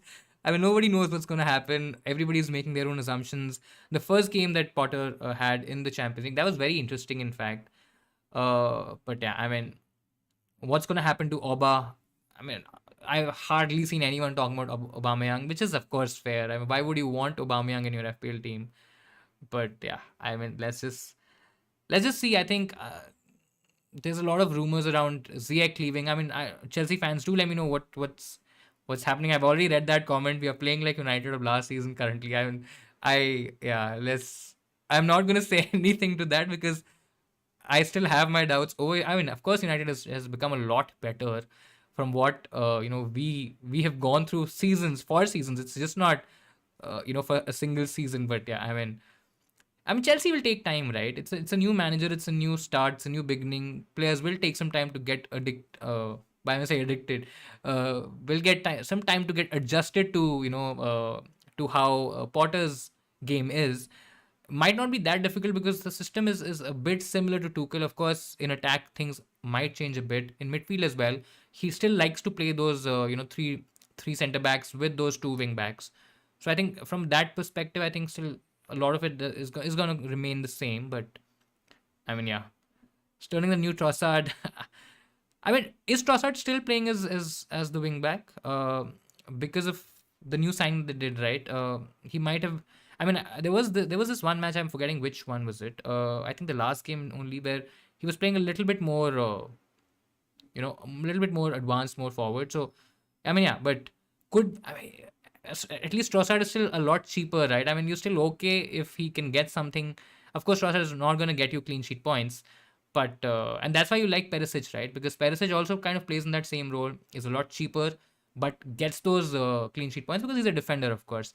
But Sterling is absolute crap. If he plays in that role again, it still depends on how he's playing, because we still have likes of James, etc., who do really well in that wing back position. But of course, James as a Perisic as well, he's also a defender, so he's getting clean sheet points. That might change, and that might not happen with the Sterling. But yeah, let's just see. Played wing back against Leicester in a six. Yeah, so that could be interesting. Not that great because I want my rank to increase. uh, Thank you so much for joining. Thank you so much. I hope can for you also have a great week. Yeah, let's just hope that Solanki and I remember a certain Hoiberg not scoring this week. Let's just hope both of them don't do well. Otherwise it'll be a tough stream next time around. But thank you so much again for joining. It was lovely chatting with you. Is it official that Lanana will? I mean, that's what I read. Lanana will manage or will be the caretaker manager. No, no, I don't think so. You were just being trolled. I think that was kind of true. I mean, they will look for a different manager, of course. They want a permanent solution, but it's just sad what happened with Brighton and Brighton fans as well. I mean, Potter is a great manager, and what he's done with Brighton is absolutely commendable. Considering the amount of money that they've spent, considering the way he's set up that Brighton team, the way he's changed things since the time he's taken over, I think it's really really commendable, and I really rate him very highly as a manager. I think he's probably a great manager who could do well for Chelsea as well, but I just feel it's maybe not the perfect match because Chelsea are a very impatient club, right? They might not have a lot of patience with with a Potter, for example, who might take some time to settle in. So I think that'll be interesting. Lallana returning to Liverpool. I mean, yeah, Liverpool. Let's see. Let's see. I think it could be an interesting few weeks for the likes of Chelsea, for the likes of Brighton as well. So I think something to look forward to in that regard as well. Great guys. Thank you so much again for joining. I think we'll call it a night here. I hope I was able to help you. I hope you had a great time chatting with me. I certainly did. Do hit like, do hit subscribe to our YouTube channel if you've not subscribed so far as yet. We do this every week, and we've been doing this for quite some time. I hope I've been useful and helpful in whatever way I could be. Potter getting sacked on the 21st of November. That is a very specific date, to be very very honest. I mean, but yeah, I still I was reading this. I mean, there was this hashtag kind of tweet, trending on Twitter, which was I think Potter out, which is so weird and surprising. I mean, I'm not surprised, but it's just so weird. He's just been there for 1 week, and people have that less patience, especially Chelsea fans, Chelsea supporters, etc. They have such less patience. Might happen. I mean, not outside the realm of possibility, but yeah, looking forward to it. Looking forward to all the games. And thank you so much again. I'll see you guys very, very soon. Have a great week. Have a great FPL game week as well. All the best for game week 8. And I'll see you in Sainers next time. Bye bye.